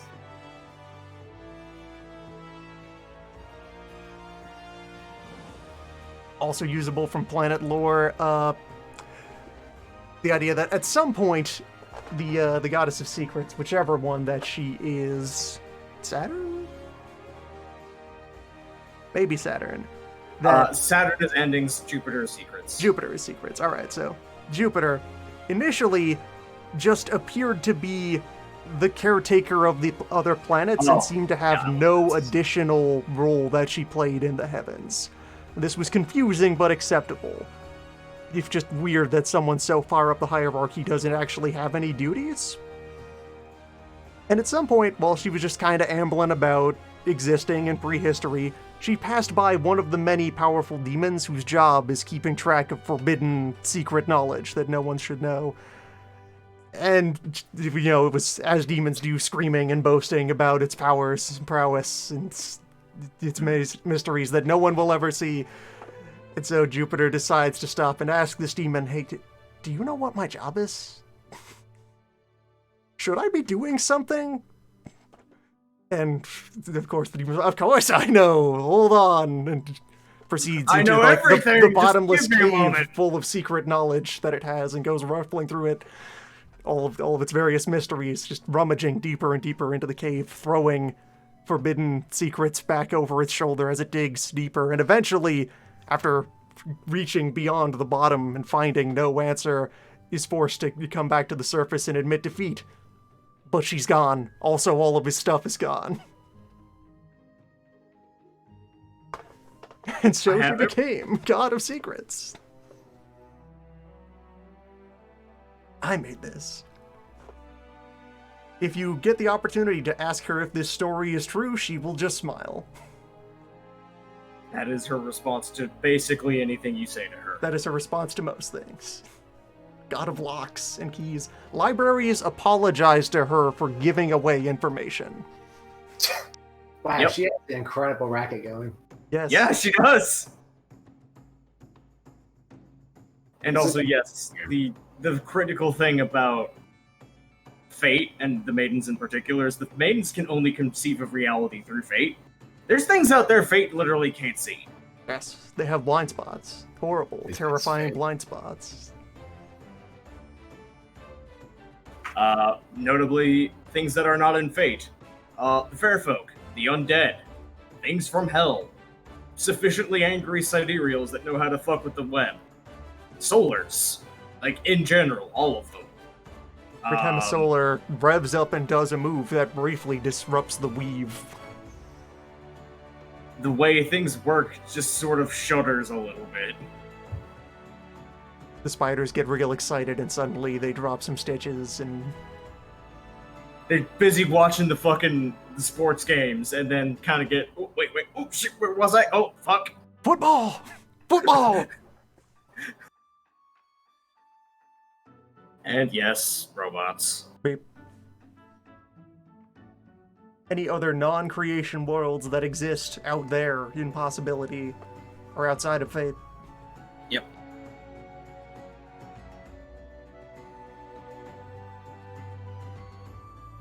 But otherwise, I think this is kind of just winding down in terms of Any subjects were covered. I'm good. anything recovered. Yeah, Yeah, I had most of my. I got a lot of it out. yeah, it's a lot of thought. Like, what I'm really proud of a lot of y'all is there's a lot of like under the hood stuff that has been going into the characterization and just exploring the setting, and I've been having a lot of fun fleshing out the setting behind the scenes to have things for you guys to find and to go into and to interact with. So Yeah, I think we've been doing a good job just as a team. I am Yeah. excited to never learn what my armor does because I will never get hit. that's assuming that it runs off you getting hit. It will happen, don't worry. Someday we'll have low Maybe fun. there's other situations where an artifact armor could be useful when it's related to travel and navigation and diplomacy. I finally go to do something bureaucratic in nature and my armor activates. All right, but ideally next time, back to the story. More session, yeah. We're gonna have an off session here at some point that has Newbie and Doc talking about their characters a little bit, whatever they're willing to spill. Maybe. Yeah, at the next lore session or just as part of the downtime of another. Yeah. I don't think Old Man will ever reveal anything about himself. Yeah, Old I man- realized halfway through what I was saying that was Old Old Man Man will never will reveal reveal anything exact- about himself. Doc might share things about Old Man that will only be known out of character.